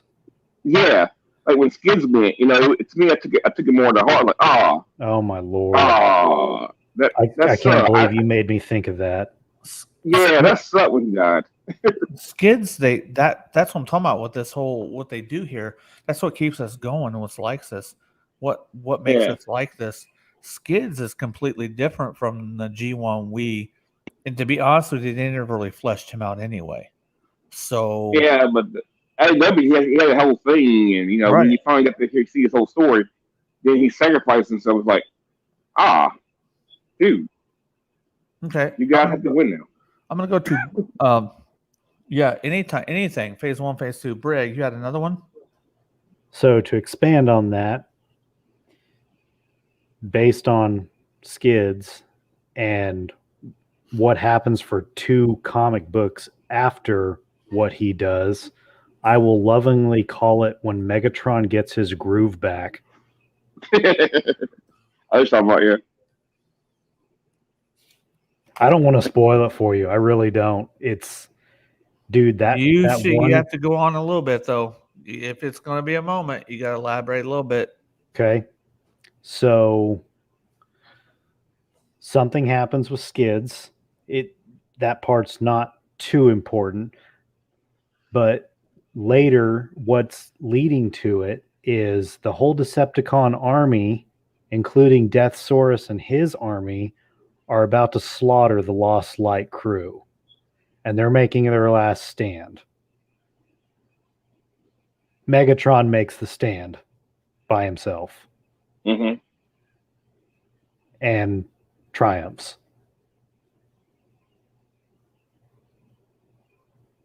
Yeah, we'll leave it at that. I mean, it's, I know Pat wants us to go and elaborate more, but when you get there, man, it's worth it. It's better not knowing. Dude, there's just you a need to spot read in that comic where you just stop and you put the comic book down for a moment, and we lost you back. You're muted. By the time I get there, all you're going to do is make just a bit more juicy. I got a long time before we get there. I've read parts of it. I already know that, like, when they introduced Skids, he was kind of like, he had an aura of kind of a mysterious aura around him when they kind of introduced him. I mean, Yeah. they found him like on another world or some shit, if I'm going back into my memory. So was an assassin in a way, but he uses a special gun that makes you forget things. And a special power. Well, it's just the gun, and it only has a single shot bullet in it. Special feature. Sorry, weapon. My bad. And it's one of those things where if he can't use it on his target, he's supposed to use it on himself, so he forgets his mission. And that's what happens. And it kind of ends up being this quirky thing where he keeps looking and discovering that he's got a gun in his hand, and he never remembers that he always has this gun in his hand. Yep, I remember that part. So later we find out he has this ability to learn things very quickly. Like he can watch it and it's learned. It's done. And because of the whole bullet gun thing, he forgot a very traumatic part of his past. And they find out later that the death or traumatic experience of a transformer can cause a huge energy burst that empowers everybody around him, and he purposely sacrifices himself to empower the entire crew of the Lost Light. X-Men style. And it's still not enough to take on the Decepticon army until Megatron shows up. Okay. Right. Great. Ramrod, you had a number 2. I gotta get a cookie. You got a second one, Ramrod. All right. Well, the one I was thinking of was, and I don't want to give too much away because you haven't gotten there yet, but in a future series involving the Wreckers, one of the human friends has gotten sick from being exposed to, and you'll have to remind me what it was, Bragg. Opposed to Sins of the Wreckers? I believe. Yeah, I think that's the series it's from.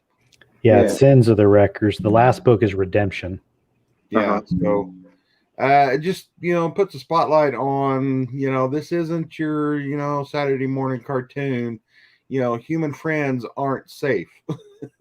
No.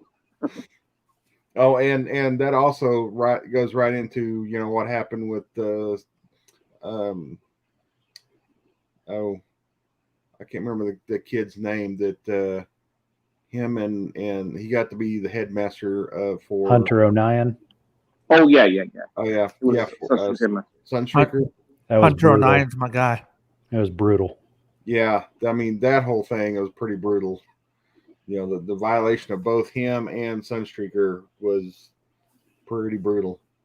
Yeah, and you're right. And what happened to him too? Because you're right. It didn't speak on that much. What happened? You know, then certain guy finds him, and it's just kind of sad. Yeah. Dude. Yeah, and that panel was brutal with all the hoses hooked to him, and he was cut in half. That's Yeah. one of the ones that, okay, when I asked that question, I immediately had images go real fast. And that was definitely one of them, Ramrod. Definitely agree. I can't wait. Isn't that infiltration? It actually happens during All Hell Megatron. Yeah, it was a coda right at the end of it. No. We were already before we were kind of reading, we had made it all through that. We were getting ready to start Maximum Dinobots. We'd already gone on through the Hunter O'Nien. There was 3 of them: Hunter O'Nien, that chick, and Jimmy. Jimmy Pink. Verity. Yeah. Verity and Jimmy Pink. So Sunstreaker was already fucked up, I think. Right, but they don't show Hunter's body until All Hell Megatron, because that's how they find out how they got all their stuff. I've read all that before, but that's just why I'm always drawn back to this, because there's real shit. There's shit that, like, if you're a motherfucker that reads stuff and you think below the surface, you'll have a field day with this. Like, when you see that, when you see Sunstreaker and what's the group that does that to him? Yeah. Shit, what are they called? Oh man, I know the. I feel like it was called the Genesis Project or something, but that's not it. I think Regenesis. I think ultimately Scorponok's behind everything. Yeah, on that deal. Yeah. Right, which is where we're starting with.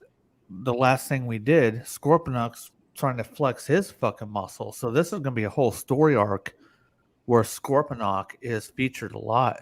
Yeah, and may be very good for the people to read, because they just did a toy of him, so he's kind of in. Yeah, maybe been almost a year ago, but he's kind of in the spotlight. He takes a big role as a protagonist. So he just started. He's a dumb motherfucker who's trying to take on Megatron right now. You know, that's just. There's only one person that can take him on, and we know who that is. And Curtis Schultz, I'd watch that. Lion Force versus Unicron. I saw that. There you go, Curtis Schultz. I'm glad you got. I watched that. Yeah, that would be very interesting, because they'd have to come up with a lot of new abilities for Voltron, just because he'd have to win, or he'd have to do something where he knocks Unicron out of that reality or something. A lot of plot armor if you get that. But yeah.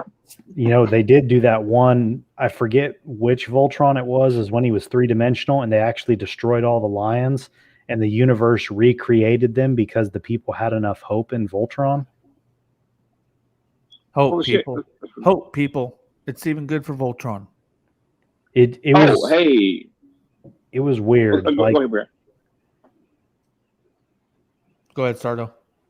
Oh no, I didn't cut breaker. I was thinking though, one more Savage moment I thought about this for comic books. I think this is from Citizen Records. Roadbuster had done some really from his memory records. He had done some really questionable shit in his life, and he always heard like a voice in his head, almost like that. Yeah, I just thought about this.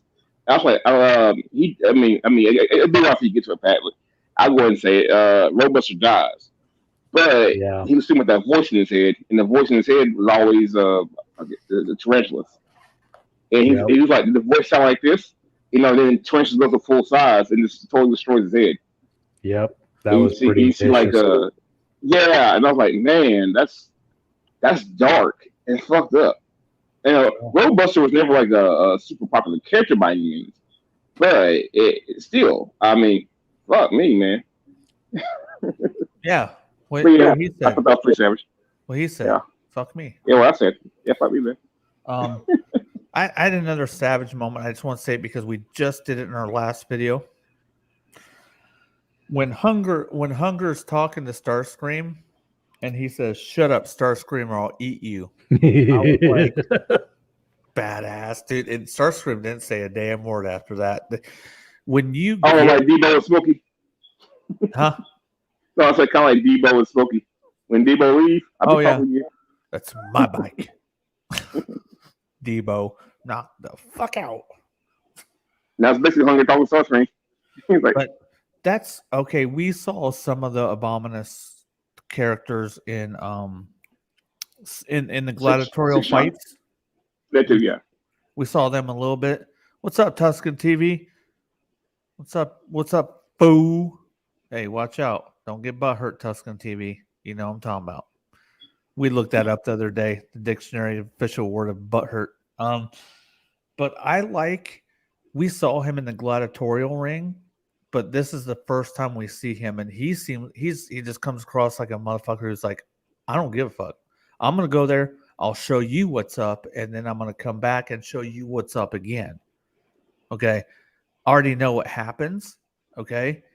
And I think the reason why he still exists is because Megatron knows the worth of him. That's my opinion on the Abominus. You know what I mean? Oh yeah, Terracons. I like them too because they kind of remind me of the Predacon. The Predacon the same way. Well, once the Predacons get their animal form, that is, they got this thing where they actually will eat other Cybertronians. Hell, if they have to, they'll eat each other. And Right.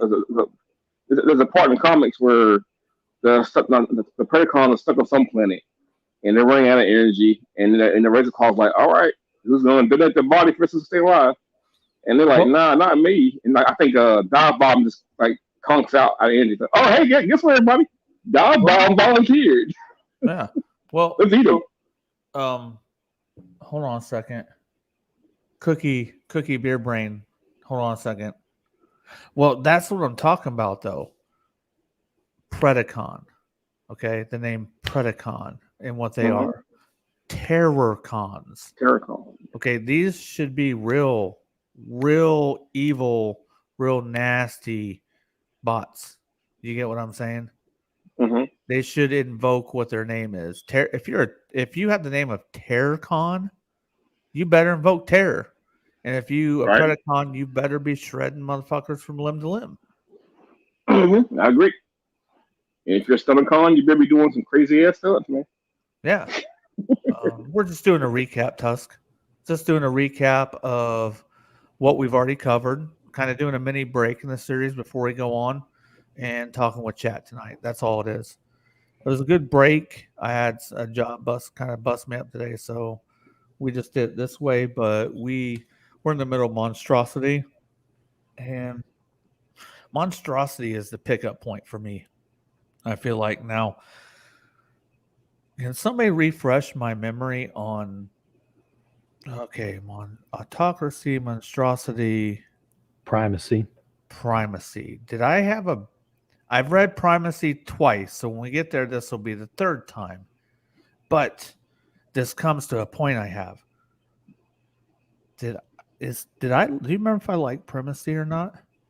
Was it better than Autocracy? I remember you liking it more. There's more action in it than Autocracy, but it still has the dark tone of Autocracy. But it's kind of like it's still got a bunch of the stuff from Monstrosity going on. Yeah, the dark. They just make it back to Cybertron. You know what bothered me? It's not just the dark on Autocracy; it's the slow. So when you couple slow and dark, you're brooding. a dragon, some bitch. You know? Yeah, it was that weird brooding. Yep. All through Autocracy. So this shit's just going to be on top of the church brooding. Yeah. Yeah. I mean, we're just going to start shifting gears, and we're going to stop every now and then and do some recaps. But this is the point I make. You guys are always telling me, I don't want to spoil it from you. I don't want to spoil it from you. I'm the dude who knows, okay, this is going to happen. Hey, dude, this happens. And I'm like, oh, man, I want to get there even more. So I've touched base on this with Briag, and Briag tells me no at first. And then maybe what I would like to do, and this is just an idea, and it's not to put on blast, but this is no blast. What I want to do every night is a phase 1 and then a phase 2. And the reason why I say this is, by the time we get to phase 2, are we going to remember most of the fucking shit we just read like fucking 30 comics ago? No. This actually could put a perspective on something. Like, let's say we do a phase 2 comic, like, wait a minute, do you remember back in phase 1 where this person kind of did this and was like that? Do you understand what I'm saying? When you go through such a long period of time and you're reading something, bro, you forget what you read 20, 30, 10, 40 issues ago. You get what I'm saying? Oh, yeah. You forget little small things here. I mean, a lot of Simon Furman stuff was slower. I figure if he had continued, it was going to be a big giant payoff. But yeah, you're right. A lot of it's slower. What if it was done in tandem? Phase 1, okay, live stream. Phase 2. Obviously, everybody is in continuity. All right. So I'm just flipping the steak for y'all. It's kind of juicy, but we don't know if it's rancid yet. So it's just an idea for y'all. We're flipping the steak. It's an idea I have because when you're doing a show, you can't ever be stale. Okay. I don't want to bring boring stuff. Sometimes I feel like this may be a bit boring to some people. I want to keep trying to come up with ideas. I want to keep having new points. So that's my newest idea. And I'm all about going ahead and going back. I was never like that until Star Wars came out in 99 with episode 1. And then they did episode 2 in 2002. And they did episode 3 in 2005. They basically took me back. All right. And they move you all around. If you read the books, comics, the movies, you go back and forth. So once I did that, I'm like, I'm able to jump back and forth in different timelines of stories and be perfectly good with it. So basically, you want to Pulp Fiction this. You want Tarantino this. You want to be out of chronological order to a degree. I haven't been able to put my fucking foot on, dude. But Quentin Tarantino, this shit. That's what I'm talking about. You want the Pulp Fiction it. Yeah, he's like. Did you just burn that? Yeah, he's got Tarantino this shit. Like, one day he's gonna be far off in the future, come back to like middle of it, like, oh, by the way, let's revisit. How about this? We can go all the way back to the Lost Light. I don't know, Dying the Light shit. And like, we're gonna jump back to all of Megatron. Because this happened here. Is this? Oh, better yet. Okay, we can start at Dark Cybertron, and then what is it? Shockwave mentioned some random ore. They're like, time to backtrack. This is why this happened in Spotlight. Because you different all of a sudden. Yeah, I mean, it'd be kind of cool. I mean, you got to really pay attention to what the fuck we talk about, but it'd be interesting. We could do it. If you don't think it's going to ruin anything for you, we could do it. Okay. Because I love phase 2. Hold on a second.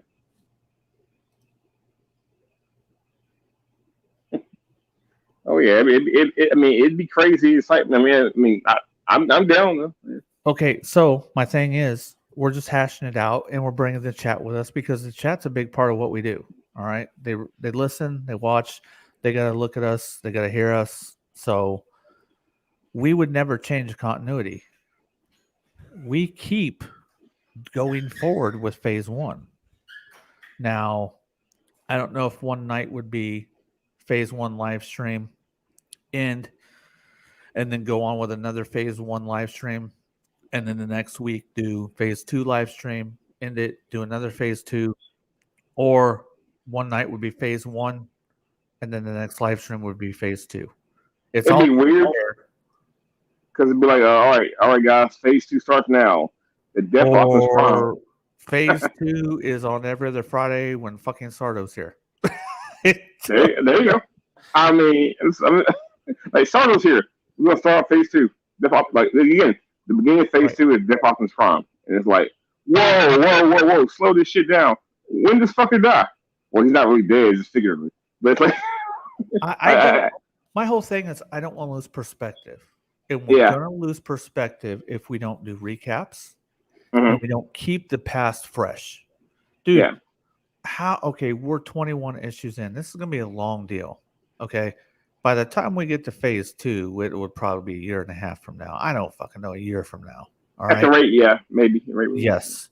But you always you see Prowl do something in Phase 2 or at the end of Phase 1 or something. All right, just whatever. Or you see Hot Rod or Bumblebee do something. And then you go and you're reading in Phase 1, you're like, whoa, look at that perspective. Wait a minute. Bumblebee's doing this over here, but check out what he was doing 75 fucking issues ago. You know what I'm saying? Yes, I see. And so my biggest non-supporter for that's Briag. He's like, no. And I'm not putting him on blast. Or we hash things out to make it the best possible. And I think I'm working on him a little bit. Wear him down, man. Wear him down. Speak it into existence.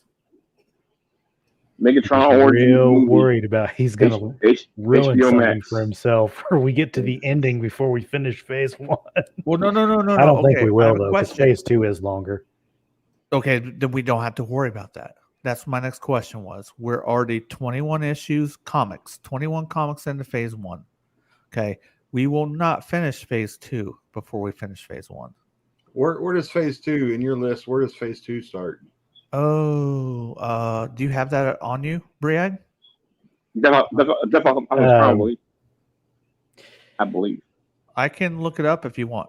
Do you have it on you? It kind of depends. Generally, people start with more than meets the eye. Robots in disguise. What are we doing? Your continuity. Okay, hold on a second. I'm gonna go into the stuff Barry sent me. All right, and he's got Phase 2 marked, and I'm gonna see what the beginning of Phase 2 is. Okay. I've been rearranging some stuff too, so that's not 100%. I don't have my paper, but we definitely need to think about that. Let's see. Hey, this is random, but you know one of my favorite Phase 2 moments is? This is very early on. This is when Megatron shows back up from the wasteland, like half dead.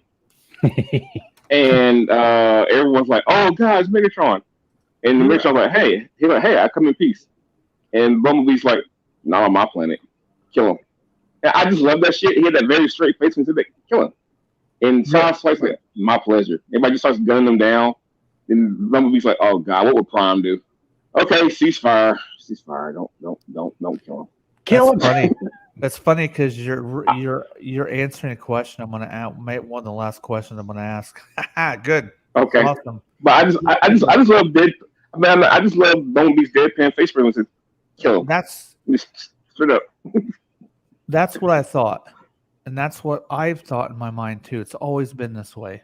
Phase 2 beginning starts with MTME for me. And then, they're kind of going back between MTME and RID, MTME, RID. So phase 2 in my head canon, in my mind, and I think this just naturally is MTME. Yeah, because it's for me, that's such where a radical the cutoff departure. is. Because that's when the war is officially, we're going to call it done, and then it moves into Cold War and all the cool possibilities that happens afterwards. Okay. So I'm definitely, it's an idea. We will evolve everything we can throughout the whole thing to bring the best. All we're trying to do is bring the best parts of this story and new ideas and new thoughts that we originally didn't have and other people didn't have to light. You know what I mean? Yeah. So I'm trying to push for it. And we're trying to hash it out. But okay. I think I got a couple more questions, which are in tandem, and then we'll probably save Vamoose for the evening because I'm looking at Ramrod. He's getting fidgety down there. Yep. He's not fidgety. It's Briag with the camera off his fidgety over there. Well, how can you tell? How can you tell it's fidgety? Cause he's a fidgeter. No, I'm just kidding. Okay. What are you looking forward to the most in phase 1? Okay. And phase 2. But we can do the first part. What are you looking forward to the most in phase 1 that we haven't got to yet? If nobody has an answer for that, I can go first. I got one. Oh, Sardo's loaded tonight. What's up? I'm looking. Hey, I'm talking. Man. I'm most looking forward to. I don't even know what the story's name is. It's towards the end of phase 1. It's when they're going back to Cybertron, and they all loaded up on a Mega Supreme because this whole thing with the dead universe is it's out there, and it's just Prime Megatron talking about past fights. Megatron secured in the cell. They're just going over shit. Hey, why don't we call it over? And I just love that scene. And they're talking about every battle they've had up to a point where they almost kill each other, but they just don't. And Megatron being locked in this gun mode for like 2 years or some shit. I just think that's funny as shit. Oh, it is. And I can't wait to get there because it's such a good conversation they have. And all Autobots are like, hey, we think you and that Megatron are way too chummy. Why are you talking like that? Like you fucking old friends or some shit. And they actually question Prime. Prime gets upset and tells them like, hey, shut up and get out of here. Yeah. They question him. And I think it'd be cool when we get there. That every time you talk about that moment, I think of the Generation Toy is supposed to be giving us a freaking trailer for their OpEx. Yeah, and they're supposed to be able to put Tyrant in the trailer and have him confined and locked up, just like the comic. Mm-hmm. So I think about that when you said that. That's why I bought that Prime. I'm not gonna lie, I bought that Prime just because I want to have that moment. I pre-ordered a Megatron just so I can lock him up for no other reason. It's a badass display. Mm-hmm. $200 so I can lock him up. Who's terrible? Which Megatron are you talking about? The Stealth Bomber Megatron. Oh, okay. $200. Oh no. See, I bought the Megatron. I bought that Prime for like $80. Some guy used, and I have him in truck mode right now. Just having sitting there. Is it the MMC one or Generation Toy? Okay. Generation Toy. Got it. Okay. Because they announced a trailer. Got it. And that's cool. Yeah. Once it's all said and done, I'm probably gonna spend. I probably would spend about a little over $200 for everything. So I'm like, I'm spending $200 because I want to have this guy chained up on my shelf. They announced that a long time ago. We covered that on the news topic for 3 Live Stream. Hit the brakes or keep it moving. That was That was a long time ago. That thing should be coming out any freaking day now. Yeah, we'll see. But I mean, I hope we get it. Well, they're finally moving forward with Hotspot, so possible. Finally, yeah. Who's next? Who's looking? Ramrod. Yeah. What are you looking forward to the most coming up in phase 1? Whenever. Oh, I think Maximum Dinobots and maybe Spotlight Grimlock. I can't remember much of what happened, so I want to go over it again. That's where we ended. That's where we ended up as a crew before we decided to go on and do the show.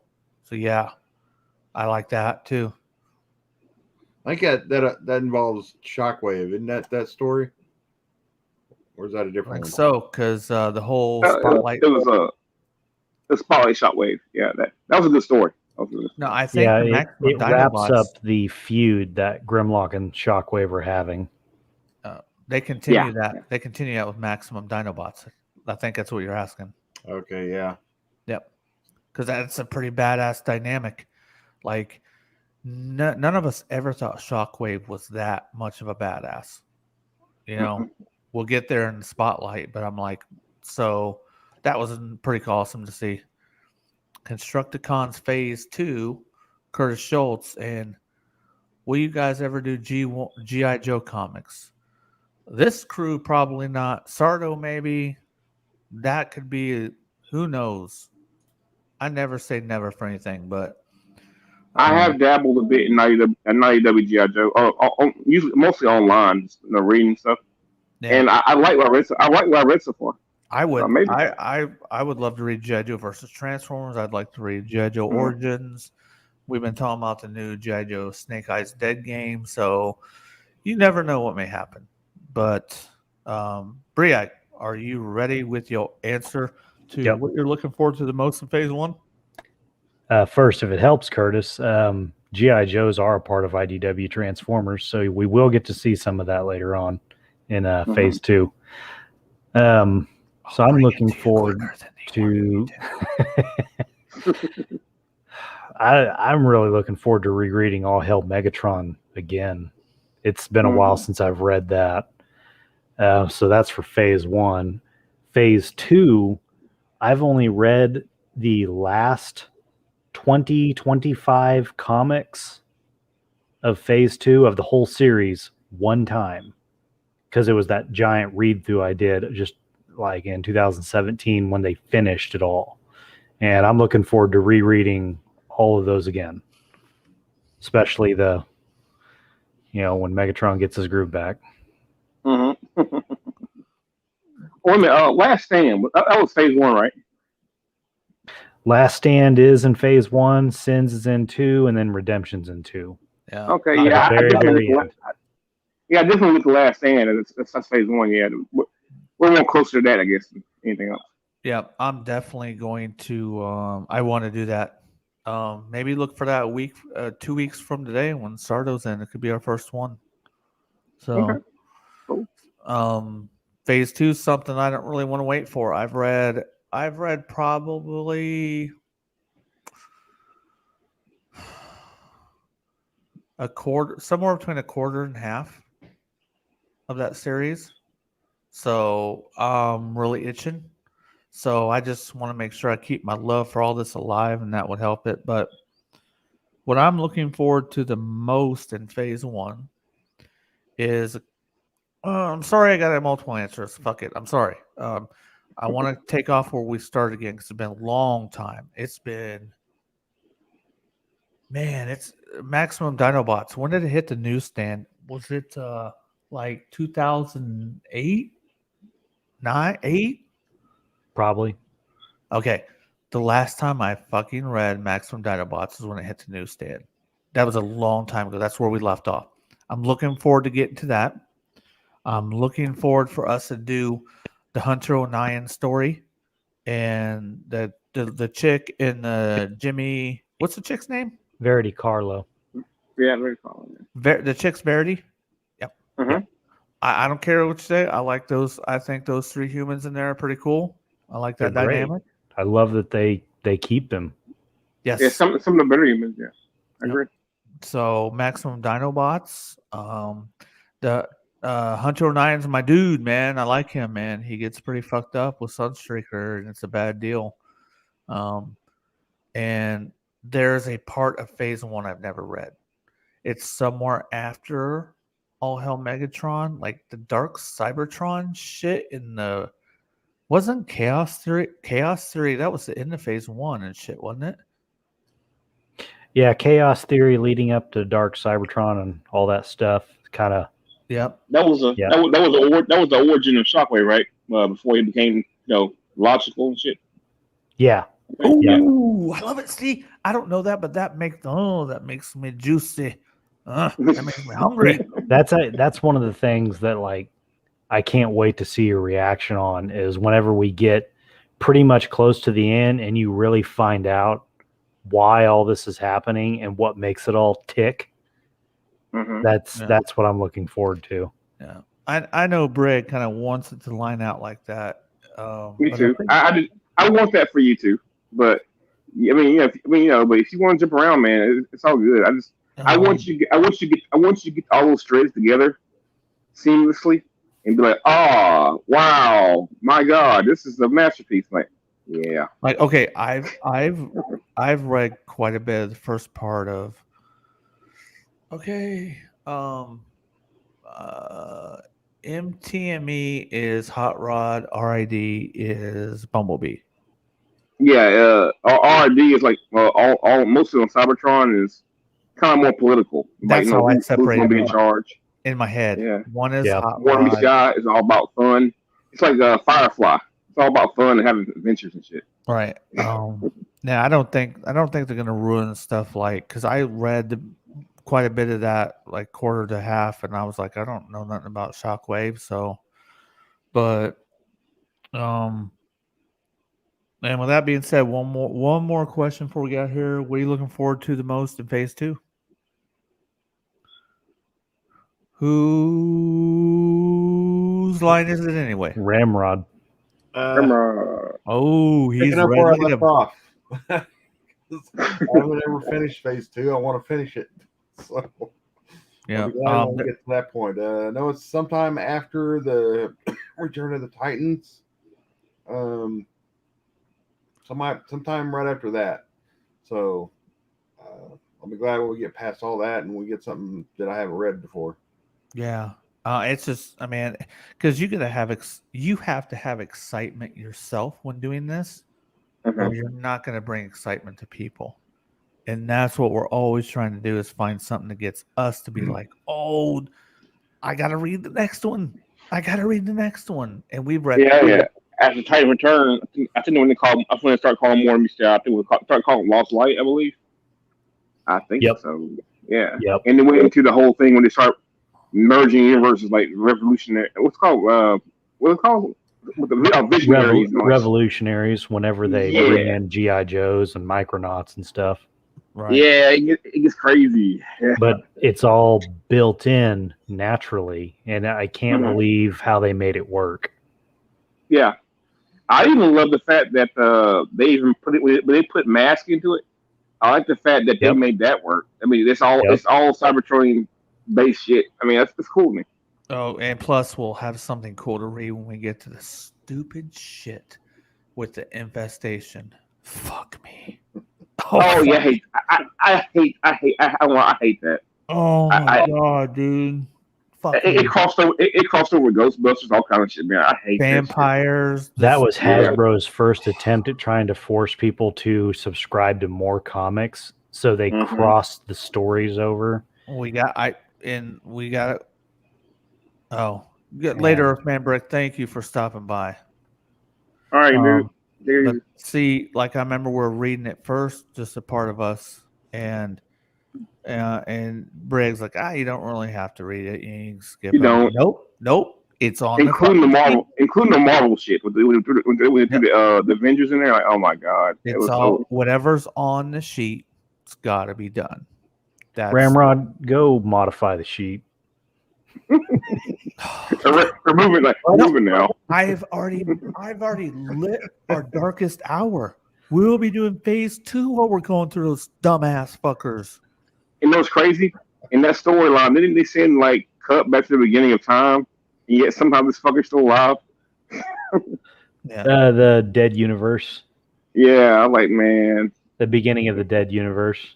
Yeah, that's where the Dead Universe originates. So it works into the story. It's just, Yeah, I agree. I think we will find good points in there somehow. I don't want to be completely negative. I think I like the way they drew the women in that one with the vampires. So yeah, I wasn't thinking about it. I like the art there. Yeah, but when I went there, I'm like, what the fuck is going on with this? I mean, it's like, it just slaps you. I just hate that, they do the Avengers crossover. So they establish Avengers are canon, and we never see them again through all of this. I won't lie to you. In my theory, the Avengers that are in IDW universe are a small team. And that's it. So I imagine they must have died in All Hail Megatron. Yes, we'll go with that. We will absolutely go with Megatron smash them. That's that's another thing that we also can do. Headcanon. Sordo calls it headcanon. Sometimes you got to read between the lines. Oh yeah. Hey, I kind of think that this happened. If they don't touch on something, this is what I think happened. I will absolutely subscribe to that headcanon and pay for an issue that just says they're dead. They just died. Oh, like, all the Megatron happens like, oh my God, we're the Avengers. They all were killed in downtown Manhattan. Well, you know that happened before the 08 Iron Man when they took off that. Yeah, I know. It's like they were trying to get involved in Marvel, and then Marvel went ahead and did the movies in 08 because those comics we're talking about are before the first Iron Man. Oh yeah. They were the Ultimates, the Ultimate version of the Avengers. Yeah. And I honestly think the reason they did that crossover was it was a requirement by Marvel so IDW could do the Regeneration series. That was a continuation of the Marvel comics, the Marvel G1 comics, which I liked. I did like them. Like I said, so people in business suits that know nothing about these robots made deals about these robots. Bingo. Sardo, did you go? What are you looking forward to the most on Phase 2? In Phase 2? Oh, wow. It's quite a bit of things. It could be a character. It could be a character storyline. It could be a particular set of issues. Whatever, man. Gosh. Oh, I know. Well, I'm looking forward to the Dying of the Light storyline. Also, maybe Briac can help me here because I'm not familiar with some of the earlier stuff. I think it's when Overlord,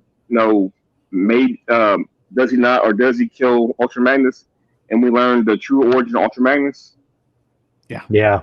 I like that reveal a whole lot, and especially when they bring in, I think they bring in Starsaber during this time point, and this Starsaber is like the Dark Revenue Starsaber, where he like quotes like scripture type shit from Primus. Yeah, he's a religious sycophant. Yeah, and then he's fighting everyone. I win because Primus is a demon also. And when he fights Diatlas, before he kills Diatlas, I just love how he tells him, like, you know what, Primus hates you. I'm like, that's so cool. And I fell in love with that version of Starsaber. I like him being that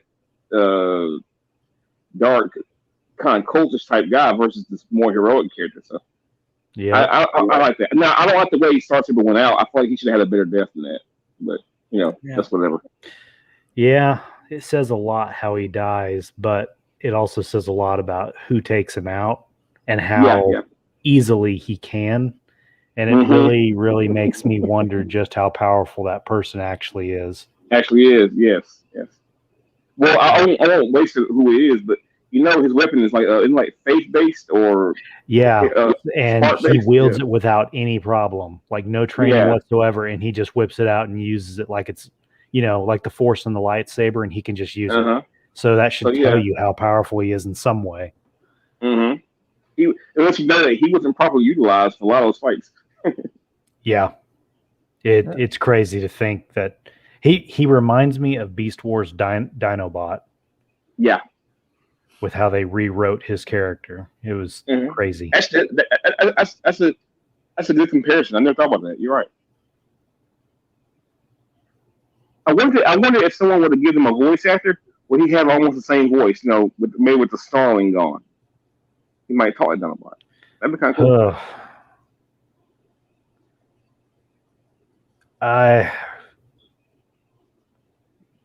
Somebody with a deep voice.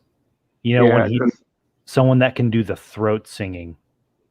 Oh yeah. They did the singing section. And speaking of voices, though, I always wanted Keith David to do the voice of Tarn. Oh yes. I've always wanted it because in my head that's how he sounds. You mean you wanted Tarn to just be Keith Davis? Because like every character that Keith Davis does is just Keith Davis. I wasn't gonna say Spawn, talk like Spawn, but it's always same voice. Yeah, because he's the president in Rick and Morty also. Right, and it matches. Now for Overlord, you may think this is all crazy, but God, what's his name? Is it Michael McDowell from Clockwork Orange? I think he was Dr. Loomis and Rob Malcolm.